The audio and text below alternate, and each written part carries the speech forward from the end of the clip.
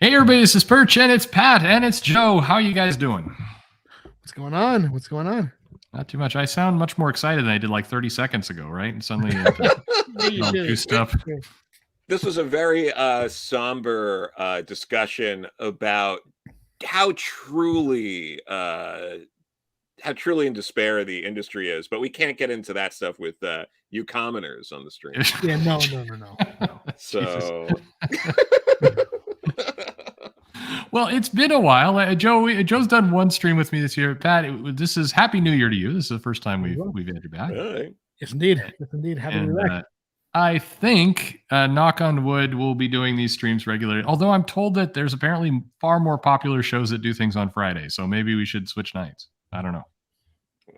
I guess I don't really care, but maybe that would be smart. So if anybody in the comments wants to tell me a better night, we can do that, and that'll be good and everything else. But before we get there, so hey, I got this mail. I get these mails for sponsorship. So you guys think this is legit, right? This looks totally legit. I mean, as you can see, it's a manager from Nike. I mean, in the mail is Nike manager. So this is clearly a representative from Nike. Oh yeah, of course. Yeah, of course. Mm-hmm. I mean, you could just tell that he's Nike manager 24 at La Poste. Of course. Yeah. And the high with the exclamation point shows they mean business and they're excited to collaborate. They are. Well, they said all the best at the end, which indicates a desire to personally connect. Yeah. Yeah, no, there's but I think those are the only explanation points, and everything else is just a period. So this person sounds like a manic lunatic. Well, yeah. I mean, but they are sure that this is the beginning of good cooperation. I think you should just go ahead and give them your track number, routing number, and just call it a day. I'm going to do it. Yeah, I'm going all in. It's good. I mean, I went and I have my sponsorship image. There you go, Nike. Oh, coming out strong, huh? Yeah. So go ahead and give me that check. I'm ready. We're set. But I get like 3 or 4 of those a day. I was telling Joe. So for those of you who listen to the videos and don't just comment on the thumbnails, there was. I got Joe with that one. That's happening more and more lately, by the way. I'm going to start just trolling, just putting completely fake thumbnails, and then the videos about something completely different. But there was one for Baby Ghosts NFT.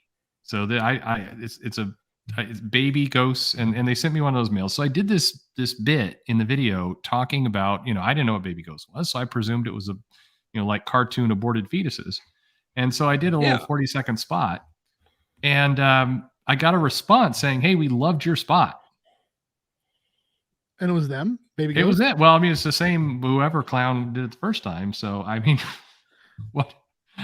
I don't know what to make of that. Like I even when I'm insulting them, they want to give me money. I don't know. Speaking of the ghosts of aborted fetuses, though, yeah.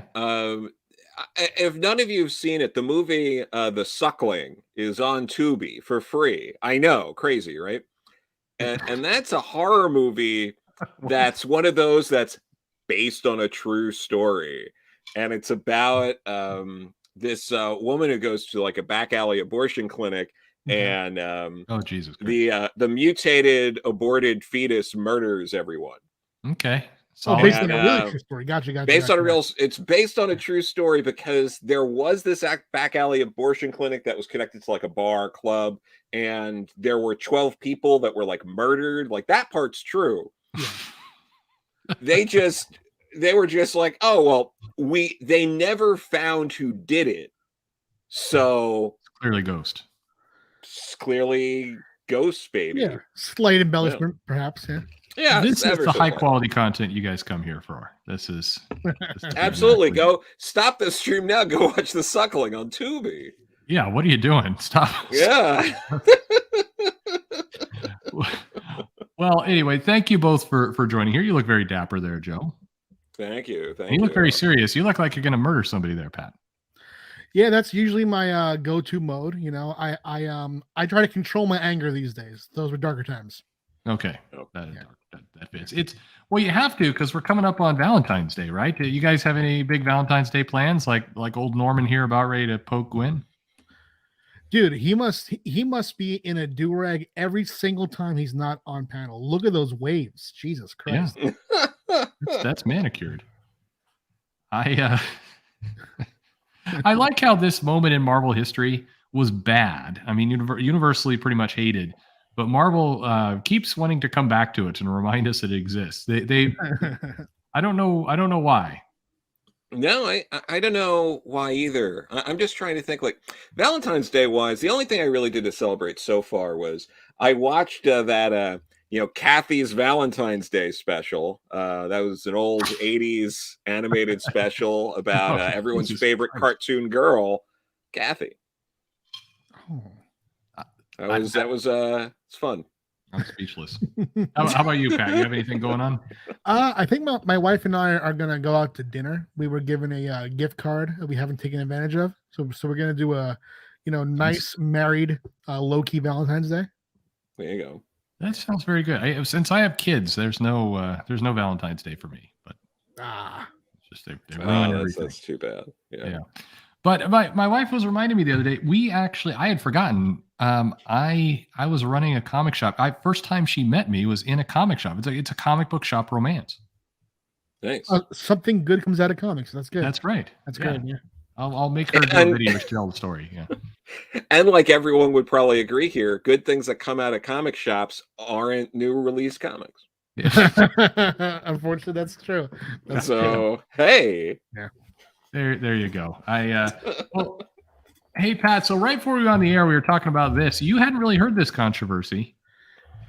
Oh, what do you make of it? I mean, this is the changed art, by the way. Which was the original and which is the new one? Well, the original isn't the really shitty one on the right. I'll put it that way. Right. Yeah, the caucasity of it all. Yeah. Why? What are you doing with it? The more I look at it, like when it's bigger, I know I did the video and everything else, but it's like, it's like Potato Oni saying here. The more you look at the one on the right, the worse it gets. It just, yes, it's because it's bad and it's not even well done. Like somebody just hacked in there with MS Paint. That is what it looks like. Yeah. It looks like kind of even lower than MS Paint. Like how Mac Preview has a little bit of paint functionality. Yeah. Yep. I think it's that. I mean, it's like, did he do this on his iPhone using a little? I mean, it's awful. Yeah. It's just so. I like how would you go to print with that? And that character on the right now is truly terrifying. I don't know if the story she's some kind of Oni demon woman, but if that's what it was, then they did make it better. So. I don't know. By the way, Joe, you'll be proud to know from the video, lots of people are remembering your Rocket Dog reference. That is such a good SNL skit, and too many people memory hold one of the few decent skits in the past 20 years. Yeah. Do you know this one, Pat? Not at all. No. It's such a good skit. You gotta check it out. It's on Vimeo because how old is it? It's back when like Tracy Morgan was on because he's like the guy on the skit. Yeah. And it's so good because he plays this like horrible children's movie director. And it's just him plugging this movie that like everyone died in. It's great. Yeah, I gotta check it out because that era back then, people always say that SNL was good when we were kids. Everyone idealizes the older era. Looking back at that era, not horrible, right? Like compared to now, especially. It's really funny. You got to check it out. So if you haven't seen this, you got to jump over there. And so we've given you two good reasons not to watch this stream now. So I suggest you sit on over there. All these people are going to be coming back being like, I went to watch the Suckling and the Rocket Dog skit. Yeah. Perfect. What, by the way, what are you guys, are you drinking anything? I'm drinking something. You can hear it. Yeah. Yeah, no, I just got some bourbon and some water just in case. Got some pole in action here. Oh, very nice. I made an error. So I went to go make a margarita, but there wasn't time. So I was running up against the clock, like 2 minutes before I was supposed to get in the air. So I poured in the mix, which I don't like to normally do. And then I put in tequila, but I ran out of tequila. So then I thought I got to top this off with something. So I put in whiskey, and I don't know what I've got now, but it's not great. But I'm drinking it anyway. So. Oh, hey, we have Andrew B in the comments is right. He says that Michael Shea works with what he's got. And that's true. That guy, I feel, and Pete Davidson to an extent is those are real comics. Like Pete is a comic actor and he does good stand up. Michael Che, I feel, is more of like a traditional comic. So yeah, those two for sure. Yeah. No, that makes sense. And it's like Colin Yost is okay with Michael Che, but like Michael Che is really carrying that. The thing that really just bugs, I think, all of America when they have to look at Colin Yost is like, Scarlett Johansson married that? Yeah, that's everybody. That's what everybody thinks. That's very weird. It's like he's got to go to these like parties and stuff where like his wife's been in some of the highest grossing films of all time, and he's like, I was in Tom and Jerry. Exactly. Yeah. What? So Pat, you had a Kickstarter. You had a Kickstarter, and it because you're clearly you hate the environment, but it funded. Yeah, dude. Fuck trees, I guess, right? No, fuck trees is coming up later when we talk about the manga, but you funded in a day, right? I did, yeah. That was my first one-day fund. This is my 22nd ever campaign. I've done 18 on my Pat Shan account, and I used to have one for my company that I ran separately before Kickstarter let you do multiple. And yeah, this is the finale of the Prison Witch series that I read with my wife Amy, and it's gonna come out at this time next year, and we're getting the funding now. We have, I believe, 22 days left. Okay, nice. Now, I wouldn't be me if I didn't say it. So the tagline here, a graphic novel about the magic happening behind bars at a women's prison. Yeah. The immediate thing that comes to my mind is probably not what you're saying here. Well, you know what, though? Maybe it is, dude, because okay. On Kickstarter, right? All right. The more that you lean into the romance and the result of romance, if you know what I mean, the more you get funded. Like my sales on Kickstarter dramatically changed once we did the Thirsty campaign, which was our straight out, not safe for work erotica anthology. We did that, and ever since then, shit has been. It's been a little different, dude. You know. Yeah. So I definitely lean into that aspect of the tagline for sure. Well, congratulations. You have now. How many Kickstarters have you done at this point? Total. This is my 22nd one. Yeah, and that doesn't count like I have written freelance for people who have kickstarted the graphic novel or comic. The 22 straight up through me. 22 for you. Now, how many of them did you just take the money and just ship nothing and laugh? Usually it's about a 50-50, you know. Okay, that's fair. Yeah, it depends. Like if I get a certain amount of backers, I'm like, fuck, I gotta really follow through with this. But if it's lower than 300, I'm like, fuck these motherfuckers, you know. I'm just gonna keep the money. Yeah. That's the way to do it. That's absolutely that's the way. You destroy the environment with Kickstarter and you steal their money. That is a business plan right there. We need to make the How to Make Comics the Pat Way book, you know, and put that up there. I actually reinvest the stolen money into fracking as well, you know. So nice. Yeah. Okay. Well, you know, it's the planet was asking for it in you know, with all this bullshit weather and stuff. I think so. They're asking for it. I agree. Oh yeah. Well, congratulations. It's awesome that you're doing this. I thought 30 years ago today, we had that New Mutants issue. Oh wow, that was written by Louise Simonson and drawn by some guy, right? Yeah, somebody. Somebody we know. And I thought I'd pull up the other two magazines that came out also that month. So that's WCW magazine. This is their special LGBTQ episode because they've got the rainbow logo. And I thought I knew wrestling, but I cannot begin to tell you who that guy is in the Santa suit. I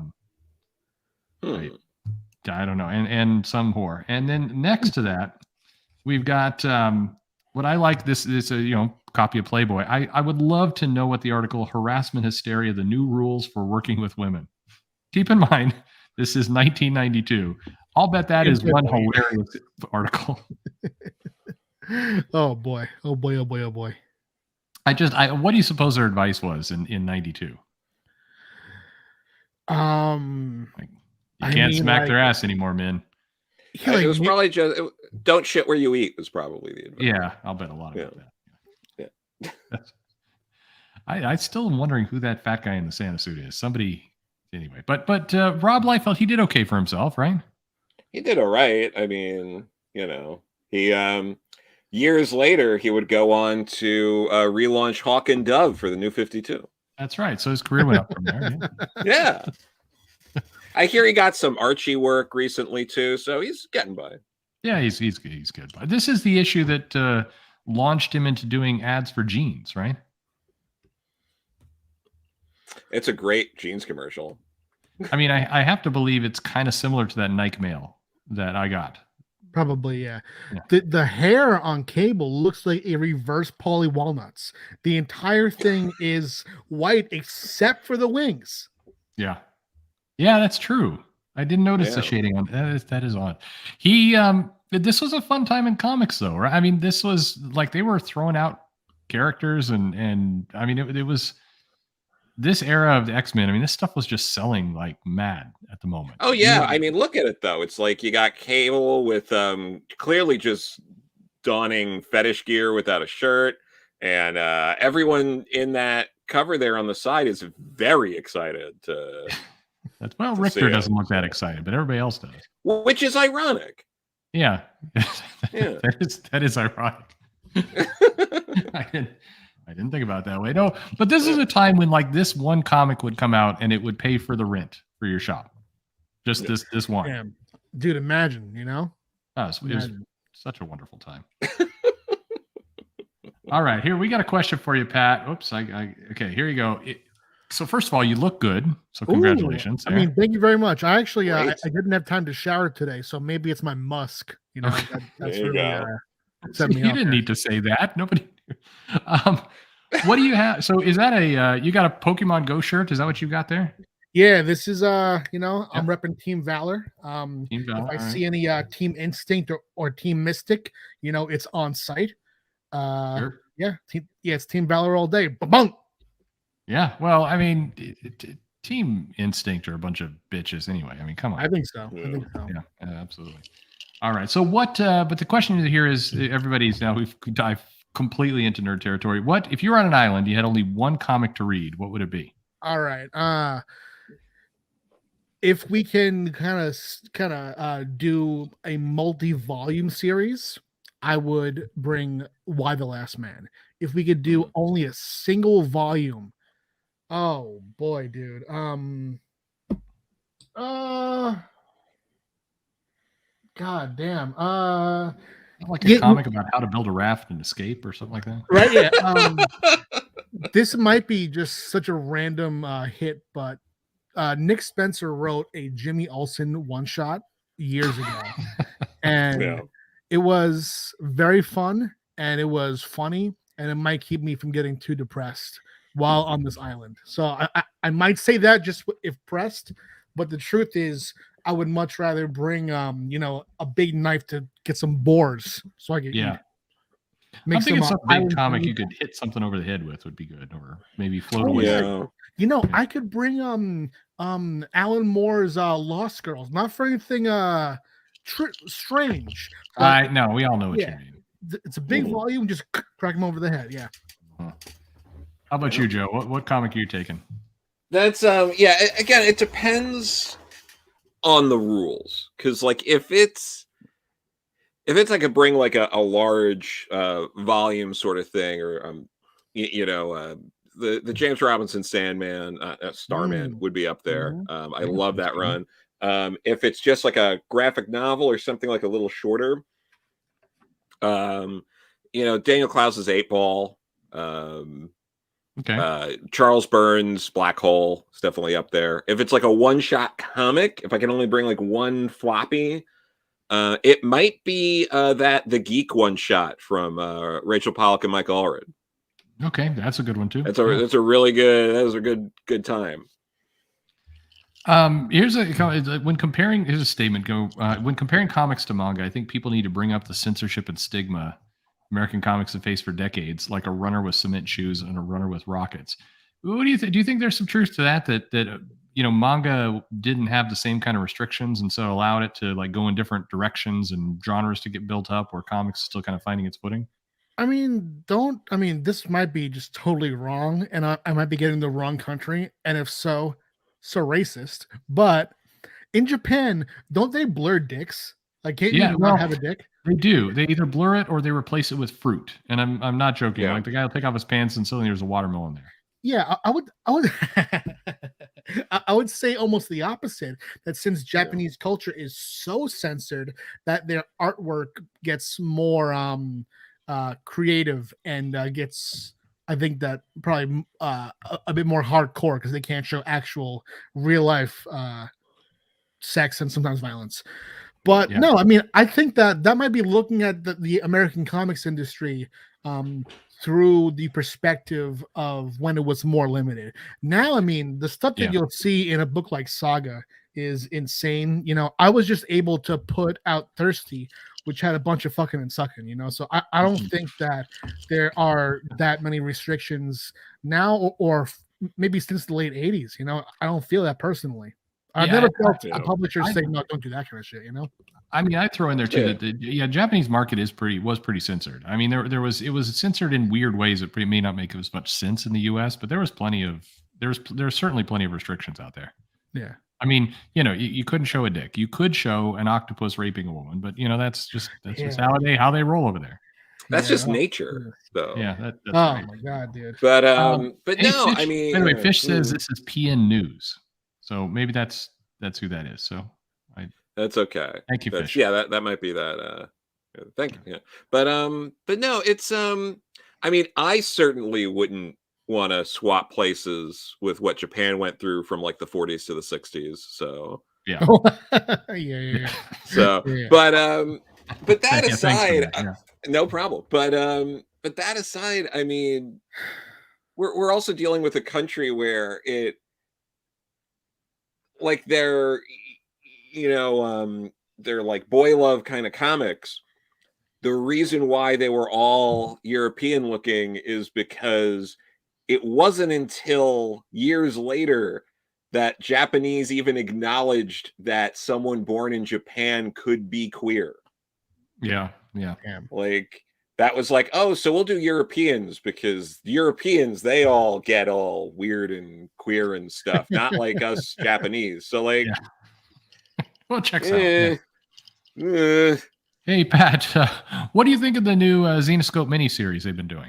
All right. Well, yeah, that's actually a good question because that is, I do some work for Censorship again now for the first time, for the past few months, for the first time in 5 years, and that's because I read some of those. I have a hard time going to the comic shop and finding something that I like. So one day I was just like, all right, let me see what my friends are making these days. It's been years and I haven't been reading them because I was so ingrained in it that it was like 100% work for me.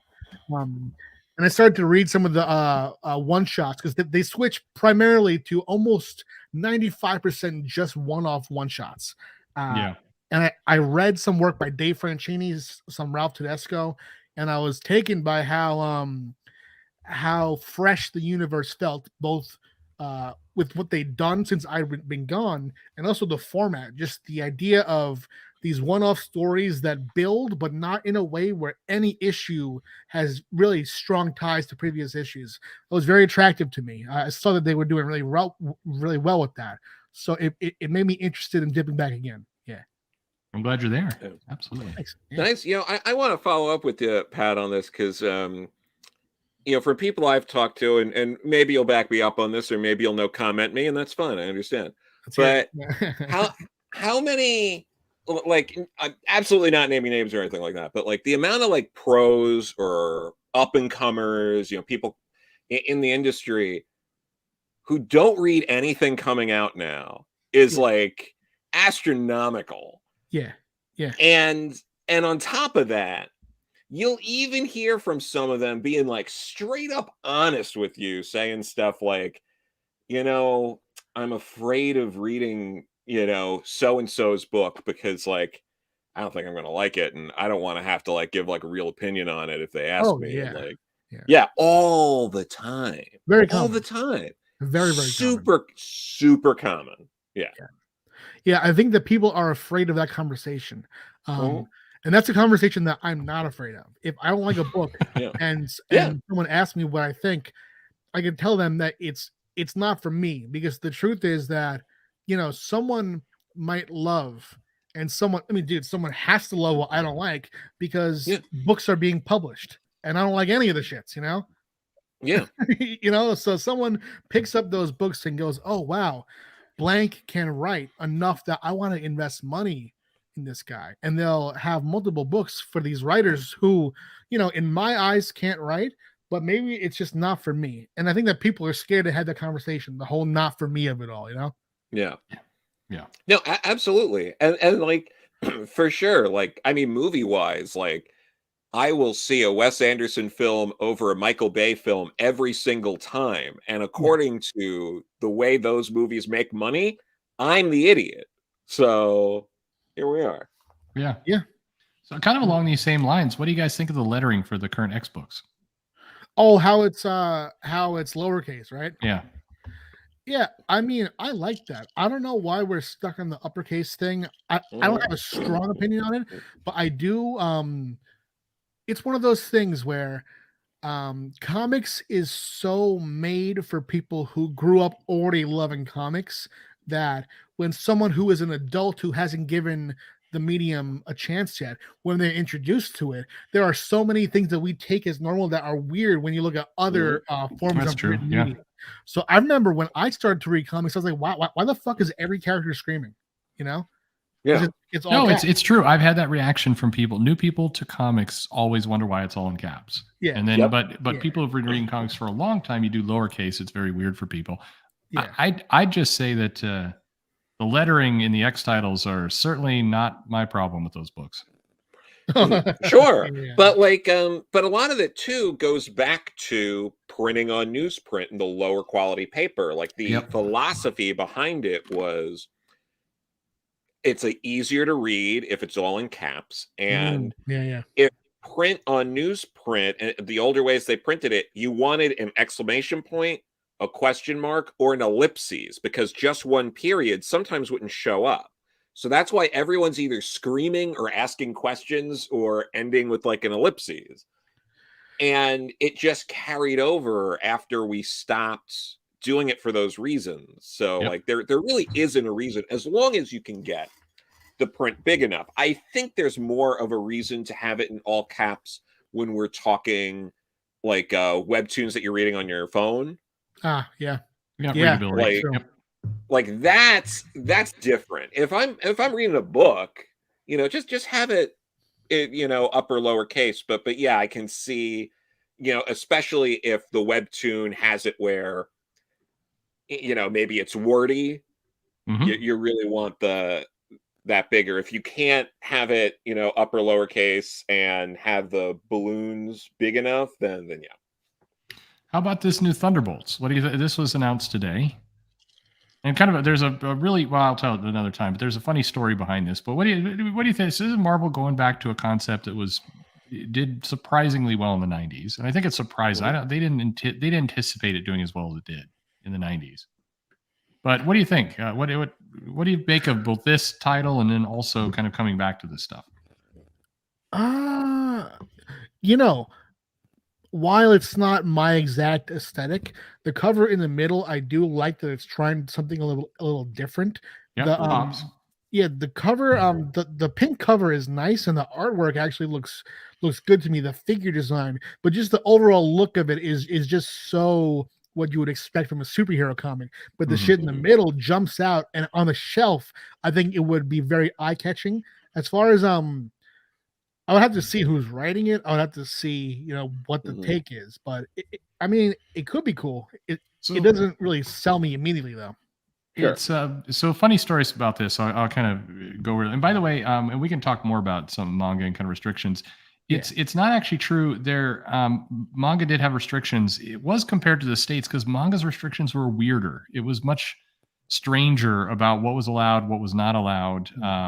It was a very weird mix, but it's a good topic for another time. We can get some examples of it. Yeah. But okay, so Thunderbolts is written by Jim Zub, Okay. and there was a very strange sequence of events. So just quickly, so he reaches out and says, "Hey, I got this new book. My announcement's out, and we should come talk about it." And I think we're gonna hopefully get him on pretty soon, Yeah, like that'd within be the next great. couple of days, and he he's can fun kind to of talk. talk about his plans. He's excited about it. But I was moving. I was walking around, so I didn't read the rest of what he had to say. I had to go somewhere else, and I saw an email come in from somebody else that said, "Hey, did you see this gay spelled Ghey Thunderbolts cover with the bisexual lighting, which is the pink one there on the end?" That's not bisexual lighting. Yeah, but that's not. Yeah. No.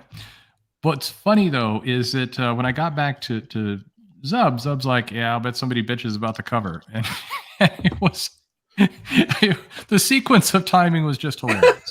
Yeah. Why? Hold on. That's so strange to me because that cover, looking at these three, that is the most standard Marvel cover that I can imagine. Like, Sure. Oh yeah. Very much so. Yeah. It's Well, I think pink, that but, actually like, proves the point of the person who's saying it's gay, but yeah. Sure. But I mean, we've also been, especially you, Perch, complaining they're not doing enough with Monica Rambeau. So hey, I'm excited to see her. I mean, so the thing is, I mean, just to not get nerdy about it, but if you look at the color here, the color is designed to make the foreground characters pop. You've got Rambeau's costume there with the white, black, and blue. Right. You've got Hawkeye there. If you shift around different color combinations, it's gonna get wrong. I mean, it's not gonna work. That's really the gradient color they need to use. Yeah. But anyway, it's for sure. But I'm looking forward to that. But one thing that was killing me about this is that's a new Power Man, correct? Yeah, well, newish. I mean, he's been around for a few years now, but this is the newer one. Yeah. But like, why? Well, because Luke Cage is the mayor. But what, like, out of like, if we're getting to a point where lower tier heroes, no offense to Luke Cage at all, but when you're getting to a point where you have to have multiple people with like the Power Man mantle, oh, that's strange. Yeah, that's strange. Like, fucking pack it up and go home. Like, well, what are you doing about that? What's? But I mean, if you're gonna get that's not him. I'm not talking about. No, but if you're getting the original Hawkeye back, then you have to then sub out another legacy named hero, right? Mm-hmm. I guess isn't that the way it works? You have to trade. I don't get it. Sure. Yeah. It's just what are we even doing? That's good. Hey, so you'll be happy to know I'm not going to torture you to go through all these, but next week, buckle up, 234 comics and trades next week. Bro, that's... I always like it when we kill Joe a little bit. That's so crazy. Yeah, well, I love that because I've talked to so many publishers that have, they talk about the paper shortage and all of that, and that usually means like people kind of blow that out of proportion. What it usually means is this book we were doing that's coming out in like June had to get bumped to July because of the paper shortage. It's not like this incredibly dire thing where all paper is wiped out, but maybe we wouldn't have this kind of paper shortage in comics if there weren't, if you extrapolate from this, close to 1,000 comics coming out every month. That's so insane. Yeah. Like, what are we doing? But it is, all told, I think we just top 750 comics for the month of February. That's too much. So if you're counting in variants, you are at 392. Wyland. And by the way, some people are asking, is this a joke? No, this is not a joke. This is not a bit. To put a point on it, so here, well, no, actually, before we get to that, here's some Dynamite covers. So before we go in and torture you with some more text. So Dynamite's got a lot going on next week. Dynamite actually, with the variants, are putting out almost 54 comics, I believe. I was actually looking the last time that we did this, that I was here. I have since reached out to one of those artists to do some work. Nice. So I'm at work right now, dude. Yeah. Nice. Yeah. Check it out. Go for some portfolios. I like how Vampirilla is humping that wall. You know, though, I gotta say, I feel like Nick's been watching this show for a while because we often complain that some weeks are top heavy and other weeks are bottom heavy. And I feel like we're getting close to a balanced approach here. I agree. No, I mean, well, Nick's a great guy, and he's here. He's here. So he points out she's caressing the wall. Oh, there you go. What's up, Nick? That's good. Caressing it with her. Anyway, that's nice. Yeah. No, this is very good. I wonder who the artist is on the cover. It's under the black and white Knicks. It's a yellow background. That face is really, really strong. It's it's the face. It's a thing I'm looking at. Yeah. It's but that's true though. It's hard. It's so hard to find an artist who can draw. Dude, come on, man. you're the one talking. It's difficult to find an artist who is really good at both form and face. Sometimes the faces on on what I would call iconic covers, right, are lacking. That right there is a very strong artist. And the one all the way bottom what the fuck is it? Right corner, right? The pink and gray one, that is fire as well. I like that one a lot. I think the one in the far bottom right corner, it looks really nice. It's got it's almost peach Momoko. It's not, but it has a certain side, but it's a pretty good cover. I mean, in general, I look at the color and the composition. The other thing, no pun intended, this stuff would pop on the shelves. And Nick, you're doing a great job. Yeah. I mean, I really dig that for the most part, that whole bottom row of covers is some solid composition there. Bottom right is Rose Besh, is what Nick says. Nick, thank you, man. I am gonna thank you. Check that portfolio out. That is a beautiful cover. And the peach a comparison is definitely apt. One of the most dirty things, and I know I get why, and very, very happy for her that Marvel did, is give Peach Momoko an exclusive, dude. Peach was such a force in indie comics, making speculators go crazy for indie comic variants, and Marvel was like, "No, stop that shit," Peach Momoko, she did a variant cover for Cherry and made them a ton of money. I mean, they were thrilled. It is. I agree with you. It's good for her, I guess, but it was dirty that Marvel locked her up because she did a lot for indie comics. Yeah. Oh no, absolutely. But yeah. And I also like. I'm excited for more of the Elvira meets Vincent Price, because I really liked the first part of that. I think it was 4 or 5 issues. I know it's continuing, so like that's a great series over at Dino. It's got that perfect balance of camp and humor, and it's good stuff. Well, and Nick, you're doing a great job. We want to interview you soon. And Nick, actually, I have information I promised for you for a long time. The move slowed me down, so I'm gonna shoot you a mail and let's get on the phone together. I'll shoot you my number. I finally have what you need, so I'll get in touch. But it's really great stuff. So. But now to more miserable things. So excellent. Here's what Marvel's putting out right now, and I'm not going to get into logic of why there's a Venom variant cover featuring Gwen Stacy dressed up as Dazzler. But yeah, look at that, dude. Jesus. But anyway, so this kind of highlights why it's a little bit of a different way of doing this, because if you look here, this is the comics they're putting out, including the variants. Okay. And it really shows the dependency the company has at this point, because almost everything they're putting out has multiple variants. Yes. Yeah. It's a depressing state of affairs. Man, I've become more indie than I realized. I couldn't name the creative team on one of these fucking things. Donnie on Thor. That I know. Yeah, and he's on Hulk. There you go. He's on Hulk now, yeah. That I did. Donnie's on that. Slots Fantastic Four, Devil's Reigns, Chip. Al Ewing's over on Venom. Yeah, it's back to Al Ewing now, because I know it's Al Ewing this month. It may be still Ram V, but they're going back and forth. Yeah, because it was like 3 issues in a row that was just the Ram V story of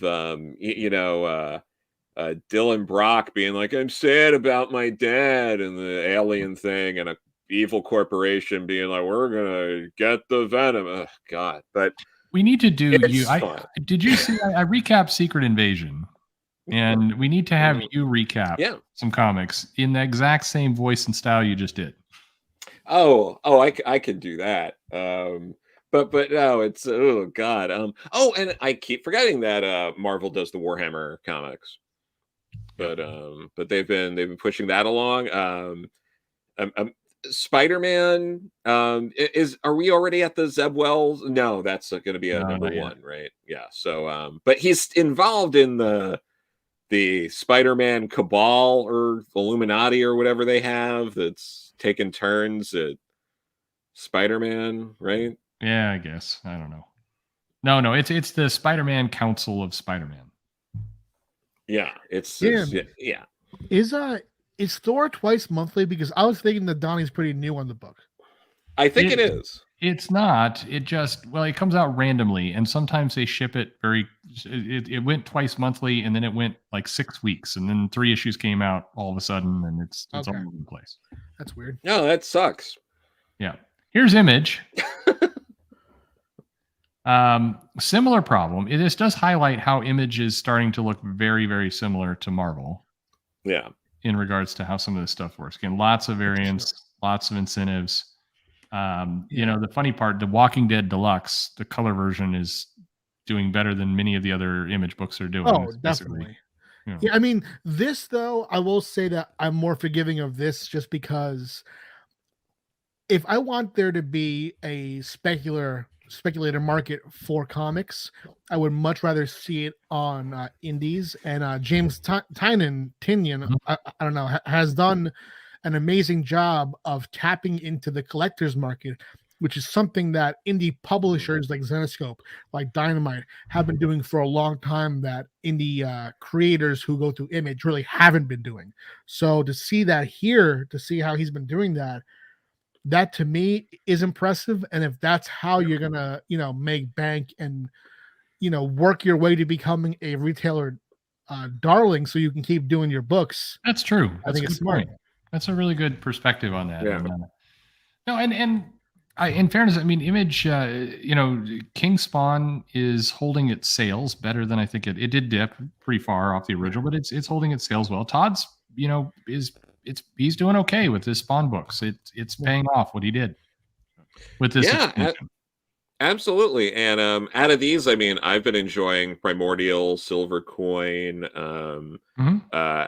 Echolands is very pretty. I wish it was better written, but hey, what are you gonna do? A Righteous Thirst for Vengeance I've been enjoying, and despite the fact that it's like a quick breezy read because it's very action heavy, still fun. Yeah, it's fun. I'm kind of waiting for more to happen, but the action scenes in it's all very good. Since we met Mirka over in Emerald City, I've had more of an appreciation for her work, and I've been enjoying Sweet Paprika. It's just a fun book. Yeah, her art's good, and fun is the exact right word for sure. It's very dynamic, very interesting, very unique. Really cool to see. And Joe, I feel exactly how you feel about Echolands, about Homesick Pilots. The book, visually stunning. I read it, and like I was saying before, it is in the strongest possible terms, not for me, but the artwork is absolutely fire. Yeah. Absolutely. DC, again, similar. It's sharks. I hate that Scooby-Doo, Where Are You is one of the higher numbered books that we've seen in total so far today. I mean, obviously you've got, Flash and Batman stuff, Detective Comics, but yeah, that's a mighty high number. Now, did you hear the news? And spoiler alert for people, there is the Dark Crisis coming from DC. It's their newest crisis, which is a Dark Crisis, announced during Black History Month, which seems like a bad plan, but probably Dark Crisis. And then they said today that what's leading into Dark Crisis is that they're killing off the entire Justice League. Oh, I did Yeah. actually hear about that. That's right. But they went ahead and spoiled it, saying, "Don't worry, at the end of Dark Crisis, the Justice League will be back to life." What? But didn't they also, like, not only that though, but the way they also explained it was, Dark Crisis and all of that takes place in the not too distant future, so it's not going to affect any of the books you're reading now. Right. But does that mean we're gonna get comics connecting to that, or are they just doing a time jump? And also, isn't that basically telling all of us you can stop reading every book you're reading now because Dark Crisis is coming and that's further in the timeline? Well, I think they're sending the message that you can ignore either the regular books or Dark Crisis, or all the above. You can ignore everything because Dark Crisis will be set slightly in the future, so it doesn't interfere, like you said, with any of the current books. And then they're also letting you know, don't worry, we'll have undone the death by the end of Dark Crisis, so it doesn't interfere with any of the books. So, no problem. I mean, you wonder why normal people don't read fucking comics. That is to hear that and not be so deep in comics, and maybe even Tubi, is so crazy. Why are stories written this way? Well, all of the above. I mean, the headline at DC is like, don't worry, Dark Crisis will immediately undo the death of the Justice League. Oh boy. Why? Why? Which everybody knew, but what the fuck are you? What are you doing? So weird. But also, this was to celebrate like 30 years of the death of Superman, right? It's a love letter to the fans. But but I mean, they're not like, what? Like, you're like, to commemorate the death of Superman, we're gonna kill off the whole Justice League is a very weird move. It's like, to commemorate the death of your grandma, we murdered your parents. Yeah. It's like, we're just lucky that DC didn't do a 20-year anniversary special for 9/11. Oh, dude, come on, dude. Well, yeah, I mean, I'm curious, like, why they still need to make an NFT out of 9/11. I'm just saying, but why? Who was the person at I love Pat's face right now. Who was the person at DC who's like, hey guys, we probably need to let them know they're not going to stay dead. Oh my God, dude. God. It's painful. Anyway, so like I said, there are some good comics next week. Here's a bunch of indie comics that are like that I've looked, I've enjoyed. There's a new version of Kanto. I believe there's one by you up there, Pat. I think I can see. Yeah, I didn't know it was out next week, but fuck yeah, dude, it is. Yeah. There we go. I've been enjoying Animal Castle. There's Knighted has been fun. There's a lot of good books. There are a lot of good indie books, and there are a lot of good indie books that have sex in them, that have superhero stuff, that have violence. Like they're out there. They just probably don't have the Big Tooth logo on them.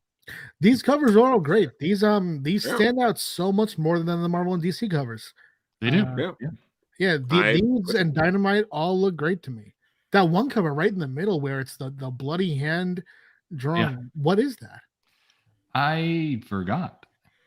Well, that looks... I pulled all these as books I'm reading, and I forgot the title of that one. But anyway, Pat, your book is Destiny New York, I believe, up in the upper left.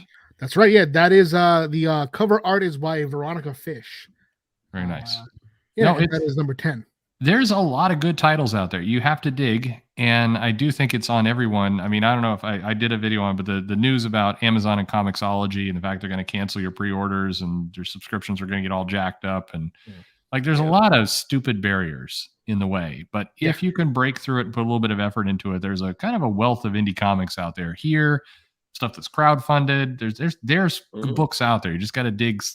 Just apply a little bit more effort than you should have to. But if you get there, it's good. Yeah, for sure. I love that. What was it? That Behemoth cover, that Pop Star Assassin. That looks cool. That's a great book, by the way. I haven't read anything from Behemoth, but now I'm going to that looks really good. Yeah, Pop Star Assassin is a hell of a lot of fun. I got to read that, and Kanto. I love David Bohr. He's a good guy. Yeah. Oh, dude, Miguel. Yo, Miguel was the artist on Unleashed, which was the first ever Xenoscope full company-wide event that I ran. There were there were 6 books, and Miguel was behind the core title, Unleashed, and Nice. he did an amazing job. He's since gone on to do work for DC, some great stuff there, and Miguel is the man. Awesome. Thanks for joining us tonight, by the way, and it's glad you're here. But there are good books out there, so I know you love this bit, Pat. And I love watching you and Joe do this part. Oh, yeah, this is fun. This is fun. All right, next week's manga title. So we have some good ones, and then I've got a special stinger kind of at the end of guess the plot of the manga. So it's going to be a lot of fun. Okay. All right, so we'll start off with something fairly benign here. What do we got here? Oh, yeah, I know this one. This is called My Cat-Eared Ski Trip. Okay, perfect. What do you say, Joe?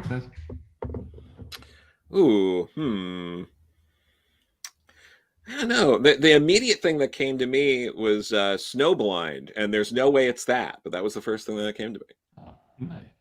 I'll show in a second, but I did want to say hi to Jeff Thorne. Congratulations on Blood Syndicate. Well, that was a good announcement we had there. Yes. Looking forward to that. Glad they're finally bringing back that book. Yes. All right. The title here is Don't Toy With Me, Miss Nagato. Nagatoro. Sorry. Don't toy with me. Someone in the comments knew that. Holy shit. Yeah, no, people cheat. They go and look this stuff up. But that monsters. Yeah. Monsters. Okay, well, how about this second one? This second one, there's no way you're going to get. Oh, this is a pair of titties between us. Pair. Yeah, Joe. No, I'm thinking it looks like the cover to if Wes Anderson did a manga. That does look like that. Yeah. So I'm going to go with that. It's Wes Anderson presents manga. All right. That's good. That's good. Yeah, it's Manga Diary of a Male Porn Star, Volume 2. Oh boy. Which could be a Wes Anderson film. Yeah, absolutely. Yeah, good. All right. How about this third one here? That's Life and Death of an E-Girl, 18. Yeah. Nice. Yeah. I'm going to go. I'm going to go with just begging for surrender. It is. I'm going to go with I left my keys and my other tits.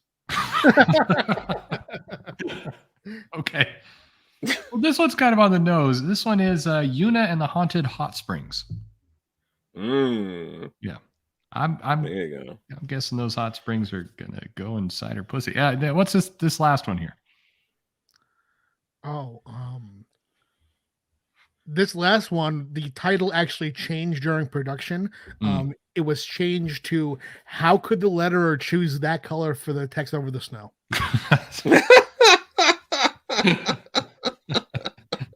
It's a terrible choice. Just a terrible choice of color. It really is. I'm going to go with my boyfriend is 5 toddlers standing on top of each other. Look at the head. It's exactly what that looks like. It's a bunch of kids dressed up in adult clothes. There's some good ones here. I like Ski Buddies, Don't Eat the Yellow Snow, sure. Always a good call. Let's Write in the Sky with Piss. Yeah. Lots of yellow snow. It's Snowing Urine. Yellow Snow Fantasies. No, actually, this is Restart After Growing Hungry. Oh, well, that's obvious. Yeah. Yeah. That's egg on my face. Yeah. I still wonder, like, there has to be just the editorial department in Japan just has to be high and crazy all the time. Pretty much here. All right. I would think now, here comes something interesting. And please, now, some of you may have seen this article. I'm sure you did. So if you do, please don't spoil it for everybody because it's going to be fun to watch Pat and Joe's face here. But oh boy, we got guess the plot of this manga. Okay, so I'm going to show you a manga, and you tell me what you think it's about. All right. Okay. Let's see how close you can get. So here is the manga. Okay. Yeah. This manga is about. Well, wait a second. Let me help you out a little bit more, okay? Okay. Yeah. Okay. There's 4 volumes. Okay. Oh, dude, I had it already. Okay. Okay. Yeah, All right, I got it, and I'm very confident here. Okay, you got it. What you got? What's your guess? This is about a group of girls who start a coven of witches, and they wish for boobs. And apparently wish received. Yeah. Oh yeah. Yeah. That wish is Volume granted. 1 success. Okay, they wish for boobs. How about you, Joe? What do you think this is? I think based on the covers, this is about a group of 3 friends who are witches, and they slowly get killed off over the course of the series. Oh, because there's fewer of them by the end. Yes. You're right. I see. You're right. That could be. I also, the one looks larger at the end, which may mean she's absorbing the breasts of the others. Yes. Yeah, that could be. Well, let's read you this plot. Are you ready? Yeah. No, Okay. but yes. Sato Yukinari has a strange medical condition. He ejaculates diamonds. But like all fortunes, it comes with a price. These special gems are worth untold riches, but each one he spurts out cuts a year off his lifespan. As word spreads of his condition, a trio of beautiful seductresses witches descends, starting in his hospital room. Yukinari must overcome sexy but deadly temptation if he wants to live, but boy, these witches are persistent. Wow. You know what? That is a very strange medical condition.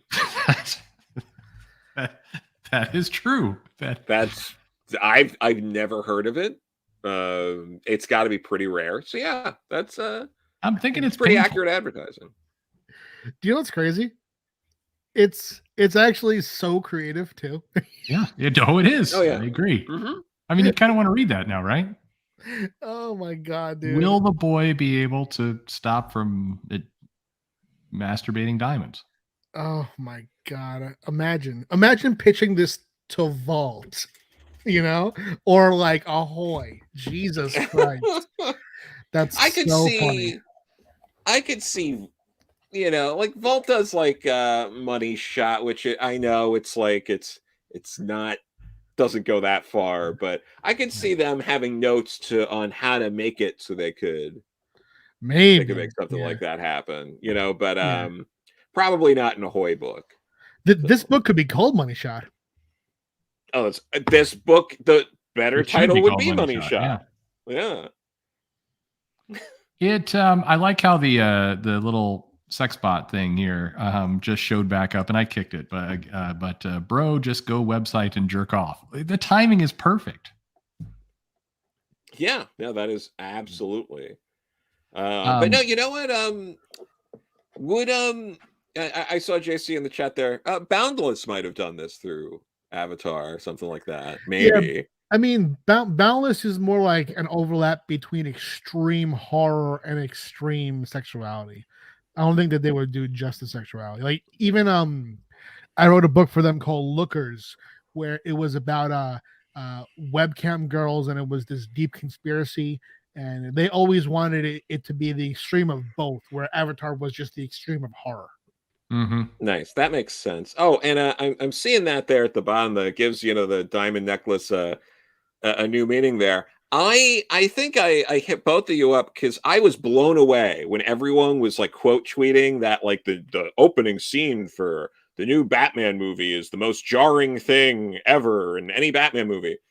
And my immediate thought was someone should have quote tweeted that saying, we finally get to see Thomas Wayne give Martha that pearl necklace.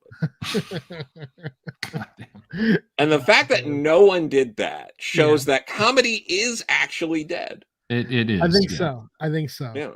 I was actually talking on a stream the other night about how for an industry that's called the comics industry, how the pros are so humorless, and everyone seemed so like flat on what I said. Like I was talking fucking crazy, but I'll go online, and I mean the jokes that people tell are just so dry. Chef's kiss. Yeah, dude, it's just... I mean, honestly, Mumbles, like you give me shit about the stupid dad humor I do, and I'll own it. But you're absolutely right, Pat. Like the stuff that comes out from some of the it's humorless garbage. Yeah. Oh yeah, no, absolutely. I am. It's humorless garbage, and everyone sounds the same, and it's just a nightmare. Everyone does sound the same, and it's so funny because like I know some of these creators, and I'm like, hey man, you don't talk that way. Yep. Yeah. Like, hey, you've never said the word y'all out loud, and it's in every one of your tweets, right? Like, what is going on, dude? What I'm- is with have you- I have folks all never- saying y'all? It's Have so you? weird. I'm not even saying y'all. I live here, but I who just is? look at Twitter and I'm like, why can't you guys be fucking regular? You know? Sure, they're more Like, likable. don't you want to be you? Like, don't you feel that if people like you, shouldn't it be because you're being fucking you? That if it's not, then they don't even know you enough to like you. They know some weird persona, like you're playing a character. Well, we need to Well, have a and- conversation, Pat, about that. In all fairness, though, so many of these people also, when you talk to them privately, will go into cuckoo land of just like I'm tweeting these things and I'm not getting enough likes, and oh my god, what if I'm shadow banned? What if everyone's like muted me? Am I that annoying? Tell me I'm not that annoying. And you're just like, it's scary shit. Yeah. I've had how many times I've had pros reach out to me and say, "Can you check this? I think I might be shadow banned." And I'm like, it's fine. And here's a link if you want to go look at yourself on a website. And who cares? Yeah. Like, why is that your concern? And don't you have? And some of you don't you have scripts to look at right now? How about you fucking do that? You Call would somebody hope. back. You would hope. Anyway, it's crazy. It's anyway. I gotta say, and not to continue to dump on them, this plot, this summary, to just be honest, this is more intriguing to me than several current comics being published. Oh, I think so too. Oh, fucking yeah. I think so too. No It's so question. easy. It's so easy to like look at it and just laugh at it, but the truth is that there is actual creativity in that. Sure, I mean you get the whole dynamic, and you could what's going to happen is, well, he's going to have this condition. It's going to be painful. Then he's going to be shocked, and he's like, "Oh, this is great." But then he finds out it takes a year off his life. How does he find out that? And then witches show up, and they're trying to seduce him. Like you could tell all the different things that's going to happen here. But I'll be honest, I want to be on that ride. Yeah, and for sure. This kind of story also reads like it's someone who is writing it page by page, and every scene they ask themselves, all right, what's the most interesting thing I could do next, and just adds to it. Yeah. This concept is just batshit crazy. It's awesome. It's cool. This is this is Diamond Crisis. This can be the new DC event after Dark Crisis. Diamond Crisis. You pick one of the characters, like Nightwing. It'd be good for him. He starts jerking off diamonds, and Lex Luthor gets involved somehow. It gets weird. Anyway, hey, somebody asked earlier about Mayor Goodboy. Do you remember Mayor Goodboy last year? I absolutely do. And I remember, I think I may have mentioned this to both of you. I certainly mentioned this to a few people, just sharing this, being like, oh man, this is going to outsell most things, huh? Yeah. And yeah. So, we guess? Anyone want to guess how this comic did? Yeah, I'm going to say it outsold Batman. Okay. Very good. Yeah. I am going to say it definitely outsold a handful of Dogman volumes, because Dogman tends to like the most recent volume and the first volume sell really well, and then the ones in the middle kind of fluctuate a bunch depending. So I'm going to say it outsold a few, not all, but a few Dogman volumes. Dogman, you're going there. Well, hit that one. So 38 countries, was sold in everywhere. It sold over 1 million copies in 3 months. It has 3 additional printings, and I believe worldwide, I wasn't able to get that number, but I saw anecdotally, I just wanted to get a second source for it, that it actually passed 4 million. It did collectively outsell all U.S. comics. Yeah, I mean, it doesn't surprise me. This kind of thing is perfect for the book market, and it's just Yeah, that market understands how to build new comic readers out of kids. It's a thing that the traditional comics industry that isn't in the book market, but just the standard publishers who we see as comic publishers, they don't know how to do this kind of shit. I mean, you could say Mayor Goodboy jizzes diamonds. Hey, whatever sells. It's you said something really smart there though, and I know Jeff and I have talked about this as well. I think we have it with Joe. It is the comic market for kids is incredibly important, and the publishers continue to ignore it, and that literally is their future reader base coming in. And so you see these kinds of numbers for this stuff like Dogman, Cat Boy. I mean, Scholastic owns that market so incredibly well now, and I mean, it was sold in Canadian Tire. But like, here's the thing.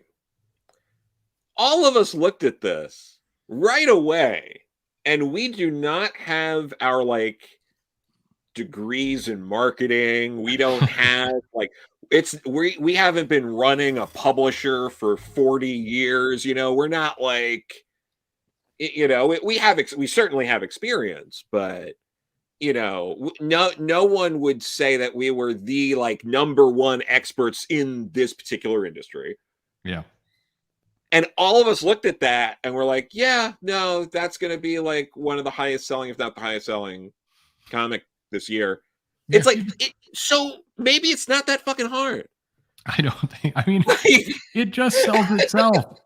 I mean, look, my daughters saw this. They started calling our dog Mayor Good Boy. I mean, it's just like it's just a no-brainer for kids. And then the distribution, which is the other like such a key factor here. They apparently had a deal in some Cold Stone places where they were selling the book in ice cream spots. I mean, it just feels like they're cleaning up. It's crazy. Yeah. But anyway, so that's checking in on. Somebody asked earlier, and just so have that we have Mayor Good Boy here. So. I'm super glad that someone asked that. Yeah. I also thought this was good. If I had more time, I would have photoshopped the publisher's logos on the faces of the parents, because I think the dog asking them, "You guys want a job?" is pretty spot on. That sounds like a good tweet for tomorrow. Yeah, there you go.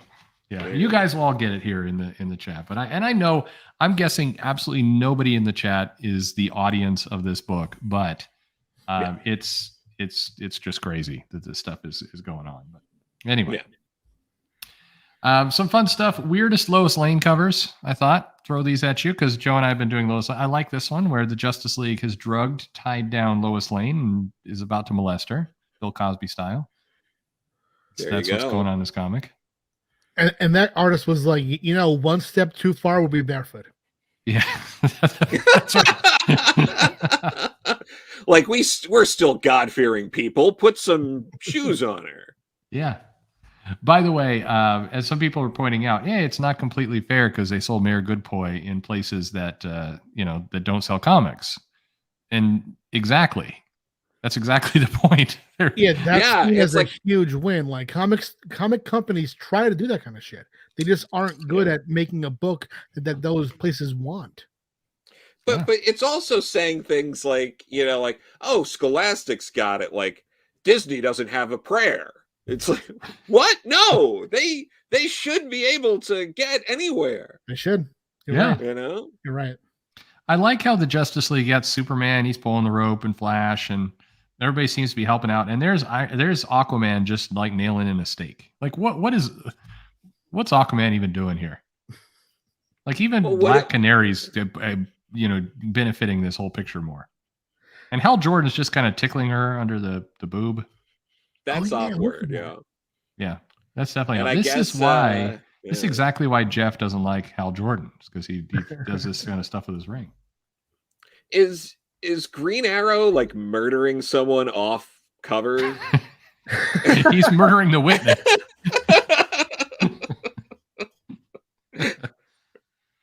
It looks like, and then everyone looks like they're kind of doing something, and that they came up with busy work for Aquaman to do. Like, you just nail this, stake in, and we'll figure the rest out. This is an underrated comment here. Yeah, getting ready for Apache Chief. There you go. Wow. All right, perfect. All right, how about this one? Speaking of Apache Chief. Oh God. Oh Jesus, dude! Imagine these days, Jesus Christ. Now, there's a lot of things going on here because Lois is dressed as a Native American, and Superman's trying to give up her baby who's strapped into a papoose, and the crowd is throwing rocks at her. That reminds me of the time that Lindsay Lohan went to, I think, India and tried to steal someone's baby. Yeah. Yeah, that was crazy. I think what happened here is in the first cover, they were getting her ready for Apache Chief. And in this second cover, it's, 10 months later. This is yeah. Some solid storytelling here, really. Because but I gotta say, especially in this second cover here, the color that they used for the logo for Lois Lane, you tweak those colors a little bit, maybe like change the line weight slightly, like you got a banger logo today. Yeah, I'm better than that's pretty. It's pretty straightforward, solid logo work. Now, I don't know if you both saw it, but with my daughter, we reviewed the Lois Lane comic where she turned black for a day. The I Am Curious Black. I saw it. This series is dicey. Yeah. Jesus Christ.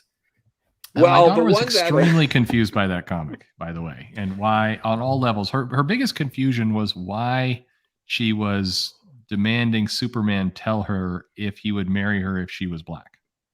That just didn't compute at all, and I didn't give her a good answer. So she went to school and asked her teacher and friends why the comic that her dad showed her where Lois Lane turns black, and so I didn't come off looking good in that whole situation. Dude, that's crazy. I also like how we learned that Metropolis had a Little Africa, a neighborhood that they called Little Africa, which Lois explains at one point to the reader. That's where the black community is. Damn, it's crazy how things change from there, because they didn't even do that shit in Black Lightning a few years later. No, even though it was all Metropolis and all that, they were a few years after that. They were like, ooh, no, ooh. What year were these coming out? This is early 70s. I want to say, yeah. So in this last one, thankfully, oh wow, we got another porn bot here. That color for that logo really pops. I'm thinking I like that.